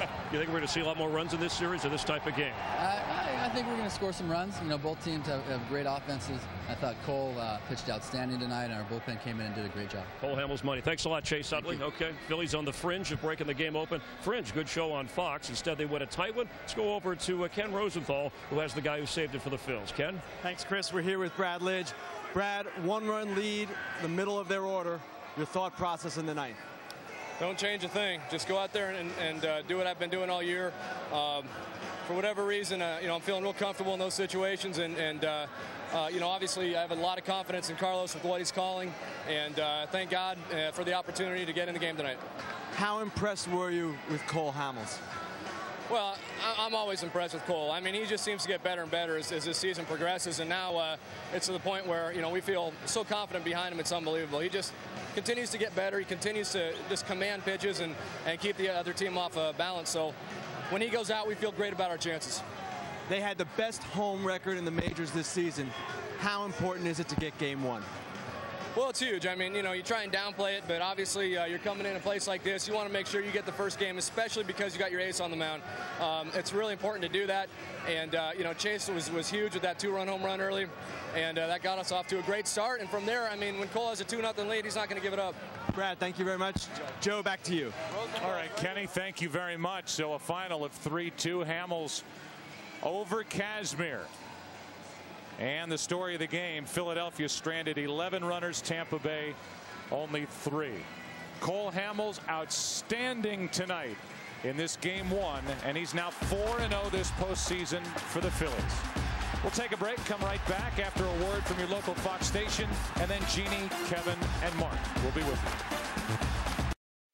you. Welcome back to the Chevy post-game show on Fox. Chevy, an American Revolution. Philadelphia Phillies take game one, 3-2. Your final, joined now by Kevin Kennedy and Mark Grace, and we're watching this game together tonight, and it's missed opportunities for Tampa Bay, really. It really is, and it's great pitching by Cole Hamels. Yes. We talked about him getting through some tough innings, and he's got that great changeup, and he faced a great hitter in Upton a couple of times. A couple of key double play balls were huge. I mean, right away in the first inning, a double play ball after Miller got on first base, 4-6-3. And then in the third, this is key, bases loaded, 1 out right here, a 5-4-3 double play. Again, it was a mix of the 92 fastball and a great changeup, and that turned it over right to the bullpen, Mark. Exactly. Hamels did what he had to do. 7 innings, handed over to the best bullpen in the National League, Ryan Madson in the 8th, and Brad Lidge. This wasn't just a regular save. The meat of the order, that was Pena, that was Longoria, and Carl Crawford, the best 3 hitters, and he dominated them. And guys, once again, the Phillies get a victory in the postseason, and we look at Ryan Howard, and we look at Jimmy Rollins, and we say, well, we're still waiting for you to show up. So it's an impressive night by the Phillies. You got a little taco sauce on you. It's not taco night in America yet. Sorry about that. Free tacos for everyone, Joe. We love Taco Bell. All right, guys, thank you very much. Thank you, Jeannie. We look ahead to tomorrow night, game 2 of this 2008 World Series, starting at 8 Eastern, 5 Pacific. Brett Myers gets the baseball for Philadelphia. James Shields will start for the Rays. Promotional consideration paid for by the following.